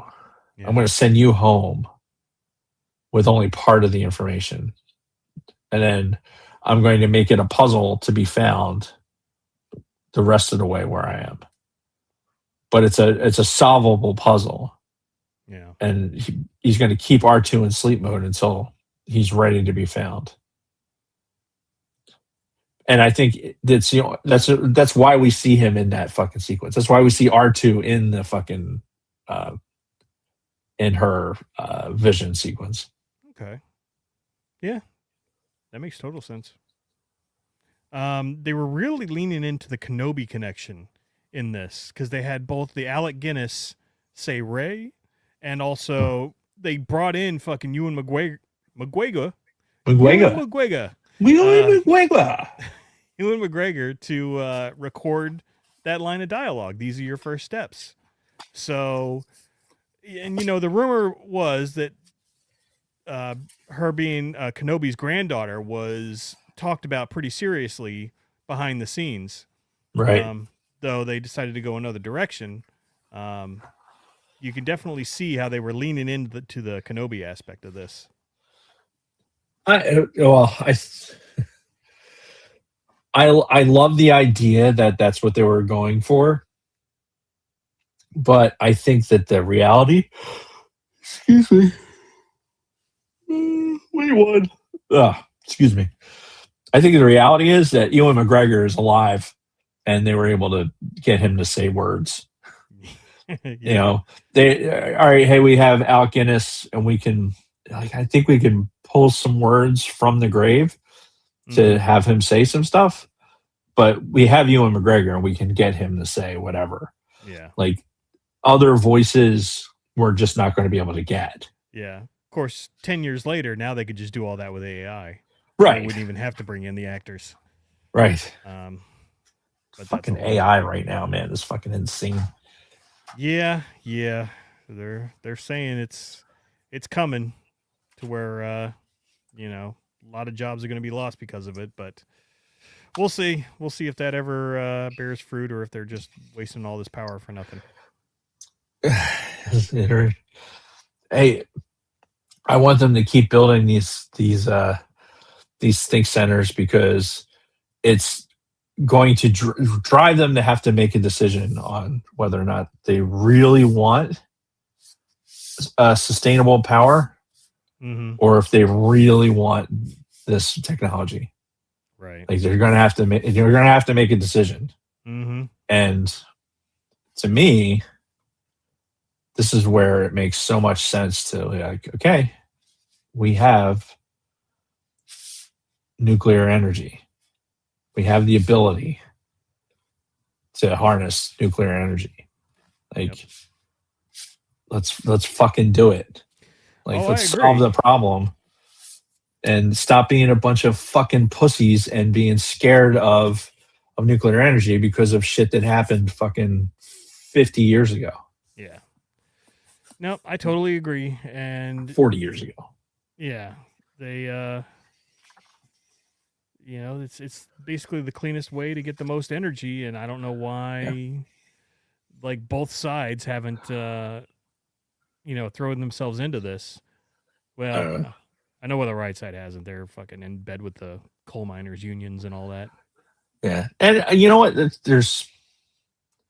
It takes time to build a nuclear reactor. Oh, sure. Right? It took time to get, they restarted one of the reactors at 3 Mile Island. I heard about that, yeah. Yeah, and they restarted only to power one of these data centers. Like, it is a private company that restarted the reactor, and it's only putting out like so much kilowatt. It's not like going out into the pipeline, as it were. But like, it's the technology is fucking there. Like, people just need to stop being such fucking pussies about it. And you're gonna have to make a decision. Like, guess what? Solar panels and fucking windmills and giant mirrors in the fucking desert that fucking kill birds and do all this other shit. Like, guess what? You're not getting the same amount of energy out of that you're putting into it. If anything, you're creating waste. So stop it, stop being stupid. But they won't. They're just fucking people are dumb. Yeah. Sorry, people that are listening to this. You're not dumb. It's other people that aren't listening to this. They're obviously dumb. Unless you're listening to this and you don't like nuclear power, then you're dumb too. Then you are dumb. And if you want, we can educate you. I would gladly dedicate an entire episode to nuclear power and why it is both the safest and most effective way to meet the energy needs for the future. That'd be a fun topic. Yeah. But anyway, let's get back to Force Awakens real quick because we're getting short on time here. The next, you got a kickoff to make. Yeah, the next note I have is the Nazi firing sequence, or I'm sorry, the First Order firing sequence where they commit mass genocide. Dude, so how does fucking again? This is a problem with the Rian Johnson Last Jedi, but you had this dude was one of the most powerful people in the First Order. Yep. Right? He's up there making his fucking speech. He's got every one of those soldiers like on board. He is the mouthpiece for the supreme leader, and he's fucking fire and brimstone. Fucking why does he suddenly get relegated to the schmuck at the table? Right? How did fucking Rian Johnson did? He turned everybody into fucking schmucks except for Rose Tico. Apparently, she was like the best character ever, but yeah, they turned fucking Ray or Finn and Poe into fucking punks, and yeah. But again, that's the Last Jedi. That's not why we're here. But that's when I watched it again. I looked at that scene and it's like, okay, we obviously know exactly what they were trying to make us feel with that scene. Like they wanted us to get that vibe. Yeah. Right. Oh yeah. And it was effective. Like all the imagery of it with the fucking giant banners and him with the fucking like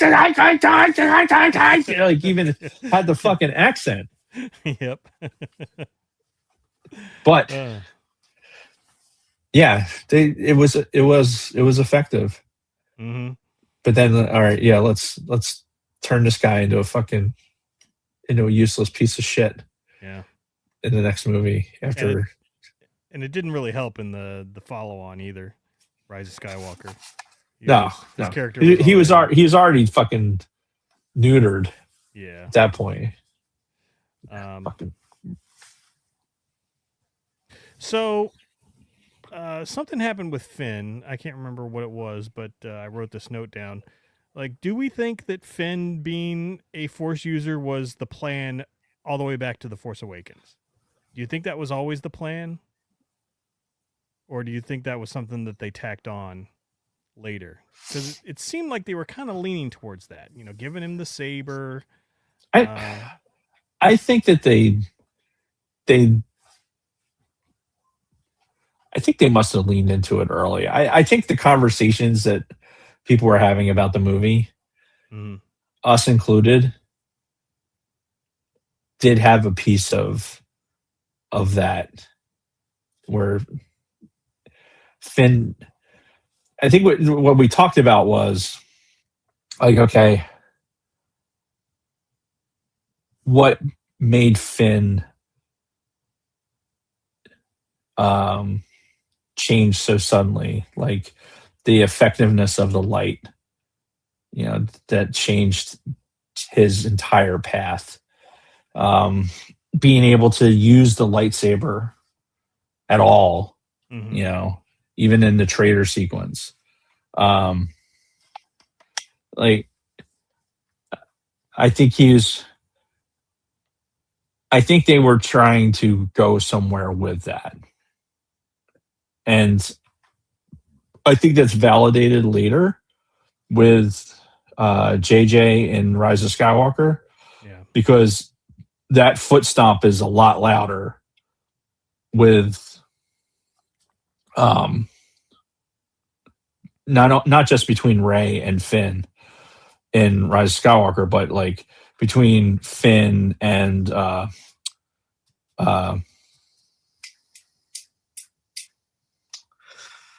fucking Lando's daughter. Oh yeah, what the hell is her name? Yeah, I can't remember. like she was another stormtrooper, and like there was like these small connections, like hey, this is the force acting in certain ways within certain people, and it just enough. But yeah, I think the intent was to bring that along, and thank you, Chris. Yeah, Lando's illegitimate child, named Jaina, I guess. Anyway, yeah, I think we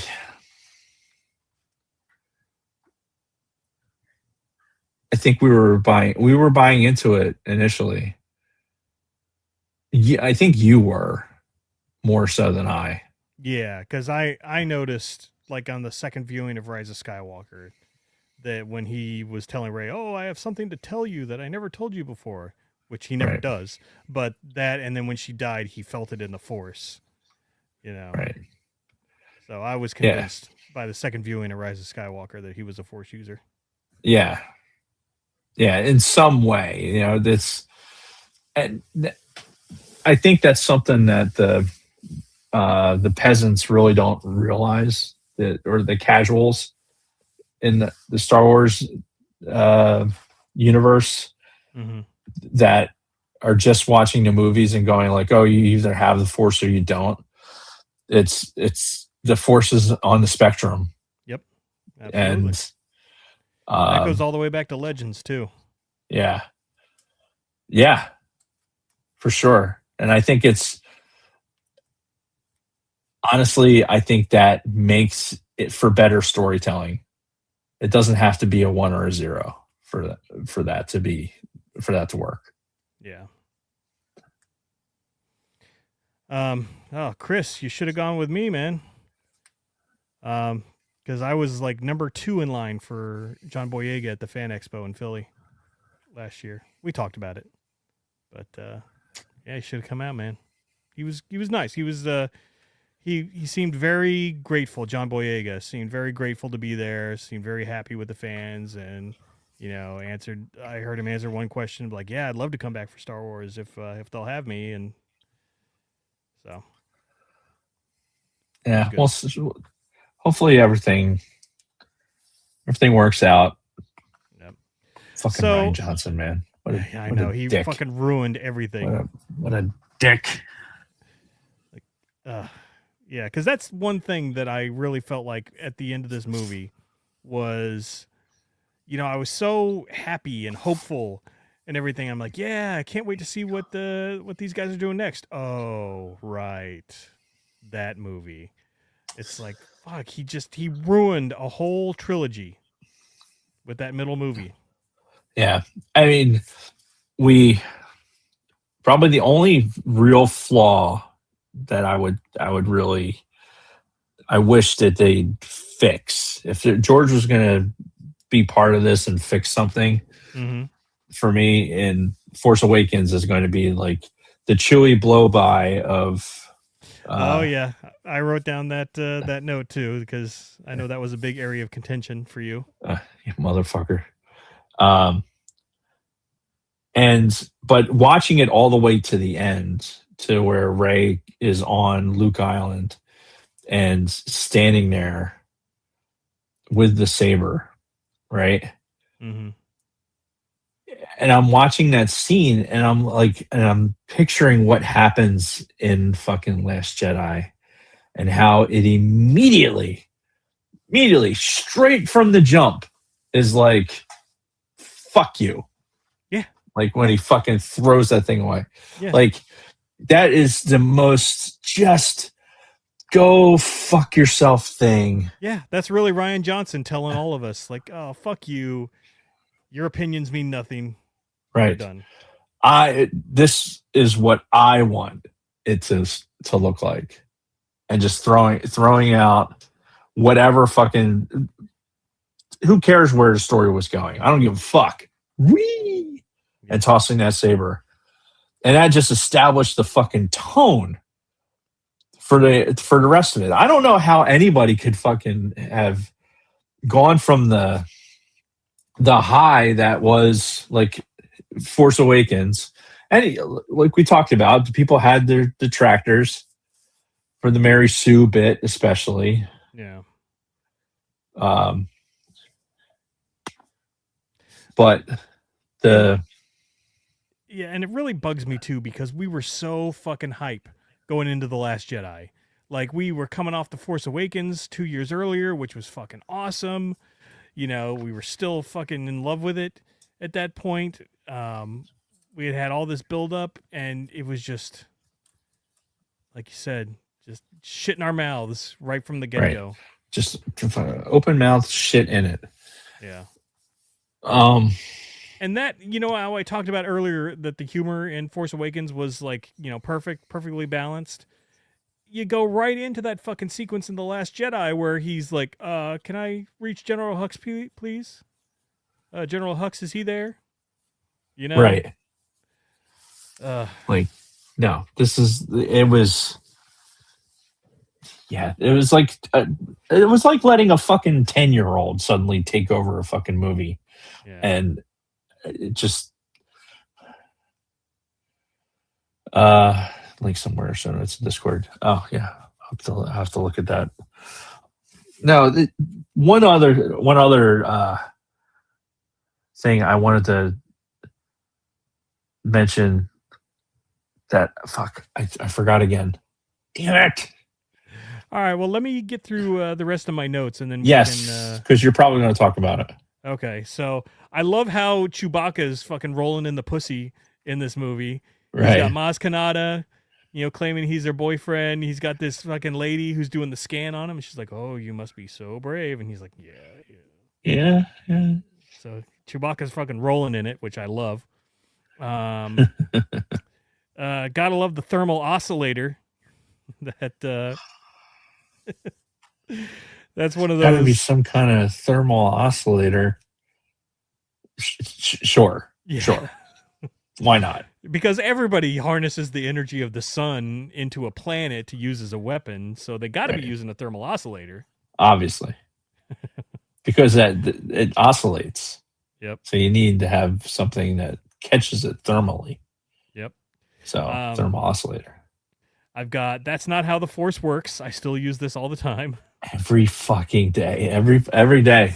It's one of the best lines in any movie ever, to be honest. Mm-hmm. It's so fucking perfect. It's such a perfect line. Yep. And I also wrote that one thing that I wasn't so hot on with this movie was the final space battle. Where they're going into the fucking Starkiller base and they eventually blow up the oscillator. Like, that whole sequence, I felt like had no stakes. Like, I had no connection to it at all. Because at this point, I didn't really care for Poe that much as a character. I mean, he was fine, but it's not like, I hope this guy doesn't die. It was nothing like that. So I think we were supposed to get the impression of, like, this isn't working. Half of the X-Wings are gone. Like, half of our fleet. That's what we're supposed to get out of that. And they were just ramming their faces into the fucking wall with no end in sight. And it's just like, yeah, that was probably pretty fucking dumb. Why were you doing that? Right.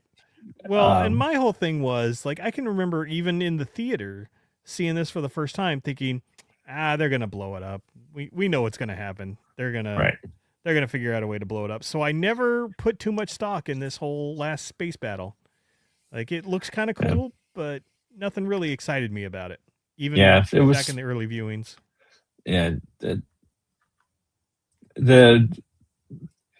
It was heavily overshadowed by the death of Han Solo. Yeah. You know, because while all that was happening on the exterior and they were trying to blow stuff up, him dying at the hands of his son, you're still fucking recovering from that. Yeah. So it's almost like you can't have anything major go on. Right? You need to give the audience a time to catch their breath before the next fucking heavy punch comes. Which sidebar? Did you see the fucking Jake Paul thing? You know who that is? Oh yeah. How he got his like fucking jaw broke and fucking jaw busted open, dude. It is so fucking great that somebody finally fucking just knocked his ass out. Like, oh god, like Mike Tyson couldn't beat him, but this other guy sure as hell could. Right? Well, this dude was fucking. This dude was a fighter.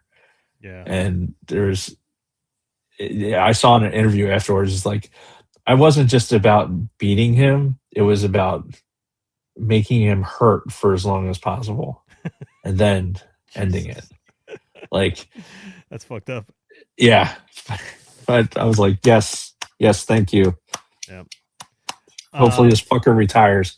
Anyway, no, this sequence, we get out into the woods and, Ray gets thrown. Mm-hmm. And this whole sequence, by the way, is like one of my favorite parts of the whole movie. Yeah. Because the crescendo of this going into that fucking with Ray pulling the lightsaber into her hand is like that is me climaxing. Like that is like I just turn it up to fucking 11. Mm-hmm. And just John Williams just absolutely fucking splooging, just painting the fucking walls with it. Oh god, it's just so good. Yeah. I'm not sure that there's any other scene in Star Wars that gives me the same just like belly feeling chills that scene does. Yeah. And that scene has a little throwback too to Empire Strikes Back because it's the baby killer in the snow sticking out the same way it was sticking out when Luke was in the cave with the Wampa, and they're force pulling it just like he was force pulling it out of the snow that one time. So that was a good little cutback right before you see Ray fucking grab the saber and then bust into that John Williams. And then the music hits and it's just like, oh god. Yeah. Oh yeah. Then I need a nap after that. That whole sequence was great. I wrote down no hug between Chewie and Leia.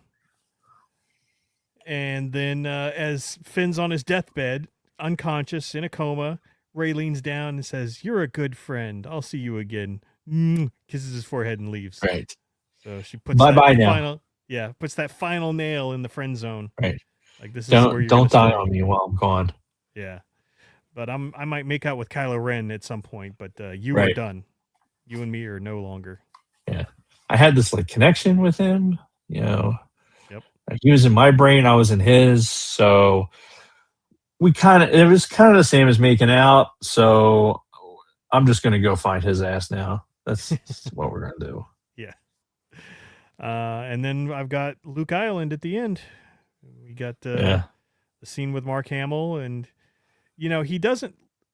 That's another thing with the fucking Last Jedi, because in this, he doesn't seem like he's annoyed with her or he's about to take that saber and throw it away. He's got to look like, I don't know, like it's the weight. It's the weight of the situation. Like he knows that they're coming to find me to help them. Yeah, continue this battle, basically. Beat the bad guys, It's like, they won the battle, but they haven't won the war. And they need the Jedi. Yeah. And Rey is not a Jedi. So there needs to be a beginning to this. And there's a reason, again, Luke unlocks R2. They get the maps together and fucking they go, taken off for that fucking planet. Mm-hmm. And fucking have to rewind though, like in the sequence when they are exchanging fucking brain fluid, that they're talking about, I see the island. Yeah. I see it too. I see the island. See a knight desperate to sleep. Mm-hmm. Right? They're talking about Luke. They're talking about, like, they both see Luke. Right. Like, that's like they're sharing that image of where Luke is and what is going on. Like, the awakening that they've felt, like all of that stuff is connected to how Rey is coming back in, or is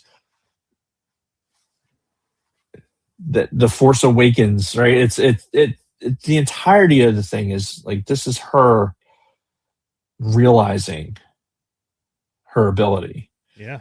And like you said, like that exchange, right?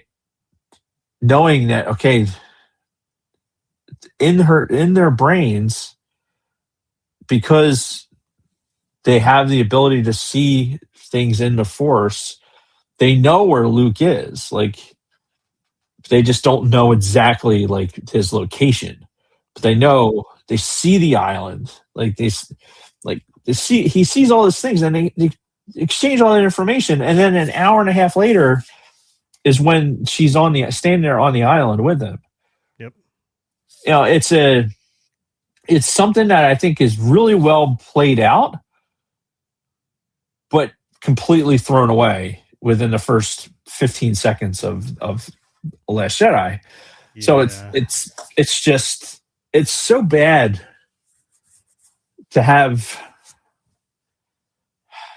be shitting our mouths so fucking prolifically. Mm-hmm.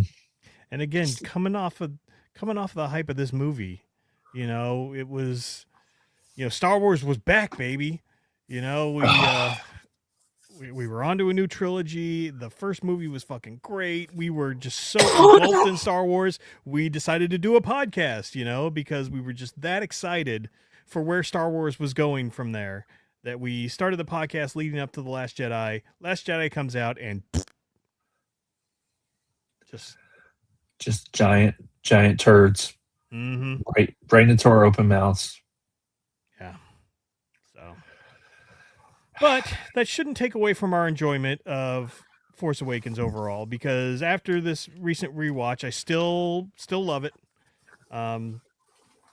Don't really have too much negative to say that I didn't talk about in here already. I don't buy into the Mary Sue stuff. I think that's all just her awakening in the Force, and yeah, there's not much to hate about this. Yeah, I agree. There's nothing else to say. This is a movie that I think you should watch probably more often to appreciate kind of what's happening in the sequel trilogy era of Star Wars, like the Disney era of Star Wars. Yeah. Like, because after The Force Awakens is when we got so much other things. Mm-hmm. I think without Force Awakens, you don't have the success of The Mandalorian. You don't have, so many other things. Last Jedi was so divisive divisive. I thought divisive. I think you could probably say it either way. I need to take some Tylenol. Fucking fever. Yeah. But yeah, it was the springboard for Disney to like start giving us content that was easy to critique, because we're in this age of having the ability to start a podcast and just talk about it nonstop, and compare it to what had come before. And now every time, like I've seen like probably this calendar year, I probably watched Force Awakens a dozen times. Damn. It'd be nice if I could look in Disney Plus and actually get my stat line for how many times I've watched certain movies. Yeah. That would actually be pretty cool. Or pretty depressing, depending on how you look at it. I mean, I'm putting it on while I'm working on Lego projects and just got to run it in the background. Yeah, when I need something that just is like, I can put on Star Wars and I don't even need to necessarily hear it, or I don't need to see it. I can just the movie's playing in my head. Yeah. That's what's nice about it. Yeah. But yeah, this is just, it's one of those watchable movies in Star Wars that you can't say that for all of them. Yeah. Yeah. Anyway, even 10 years later. Yep. I wish they'd thrown us back into theater. That would have been great. I know. Oh, so upset about that. Shut up and take my money. Now the question has to be asked. In 2 years, when The Last Jedi hits its 10th anniversary, do we do an episode about it like we did this time? Of course. Okay. Of course. All right. Because it gives us an opportunity to fucking shit all over it. Mm-hmm. If that's in fact what we're going to do. Yeah. Who knows, in 2 years when we're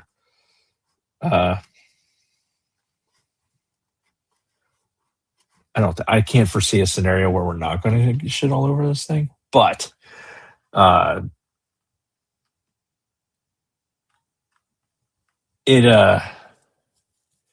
gonna have to. Like, it's Star Wars. Yeah. Regardless, if they put it back in the theater, guess what? We're gonna go watch it because it's Star Wars. And that would be fucked up too if they do it for that, but not the fucking Force Awakens. That would be fucked up. Yeah. But I'll go see it. Because if nothing else, I'll fucking close my eyes and I'll listen to that goddamn soundtrack, because that's for the only thing that came out of Last Jedi that had any kind of decency to it was the soundtrack. Yeah. Yeah, it was John Williams. I mean, I celebrate the man's entire catalog. Like, yeah. he could play a fucking fart kazoo in the bathtub, and I'd buy it. Oh yeah. Well, that being said, do you have any closing notes or anything? Oh, let me look. There's a whole mess of stuff. For ATSW Family Happenings, ATSW The Escape Pod is on a Christmas break. Good for them. Yeah. You can watch their previous stuff on YouTube. At Grave Reviews, Alan and Chris are also on a Christmas break. Yeah, good for them. Support the official band of the Sidebar Canteen until the end. Tickets are available for their shows coming up in less than a month. They will be joined by Power Theory, Red Mass Ritual, and the Pharaoh, the Bear. Check out their socials for tour dates and venues, as well as tilltheendofficial.com to purchase tees, sweatshirts, stickers, posters, and future ticket sales. Buy some shit. Do it. Jason, I did buy tickets for the 16th. Oh, good. You got one for me? I did. All right, cool. Well, let me know how much I got to pay you back. Will do. Orange Fett Show dropped episode 168, He-Man She-Ra Holiday Special, this past Friday. I forgot that was a thing. Yeah. Find them on iTunes or Spotify. No news from Used and Abused or layman's terms. You can find us at biodynalink/Sidebar Cantina, where you can find our links to Patreon, YouTube, our audio podcast on Apple, Audible, and Spotify, and all social media platforms, including X, Instagram, Facebook, Twitch, TikTok, and Discord. I haven't even looked at TikTok. It's still verboten for. Oh yeah, for government employees, as far as I know. Once you get the bio link, simply click the symbols under our pic to go to your platform of choice. You can also find our past Spotify mixtape playlists. You can also, in our bio link is TeePublic merch shop. There's 7 designs, t-shirts, hoodies, blah, blah, blah, blah, blah, blah, blah. Go to bio.link/sidebar and click merch. Write us a review, click the like button, hit the Liberty Bell, do all those things. Huge shout out to our Patreon supporters. Your support means everything to us, and have a happy holiday season for those who celebrate. And if you don't, enjoy the fucking discounts on presents. Go and buy yourself something. Yeah. All right. That's it. Well, that's the end of the episode. For next week, we currently don't have a topic. So I guess we'll figure one out. We'll figure it out. Yeah. Between now and then. And yeah. Hopefully Jason will have gotten into that video game a little bit. Maybe we can talk about that. Ooh, that's true. Or we'll talk about something else. Yeah. But either way, we'll have something for you. And I don't have my drink with me, so I can't. Oh, here, I got the bottle of hot sauce. We can. There you go. I got so, Diet Coke with Santa on it. Nice. Well, thank you everybody for watching on YouTube. Thank you to all of our audio listeners. We love you all. And until next time, Dave and everybody else, may the force be with you. May the force be with you. Blinky.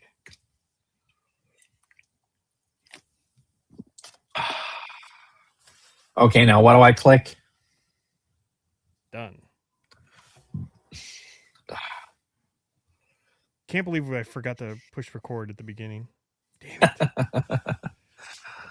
I can't believe I didn't think about it until. Well, it was only like 5 minutes in. It wasn't like it was. Yeah, it was still during the intro. Yeah, still. It's my.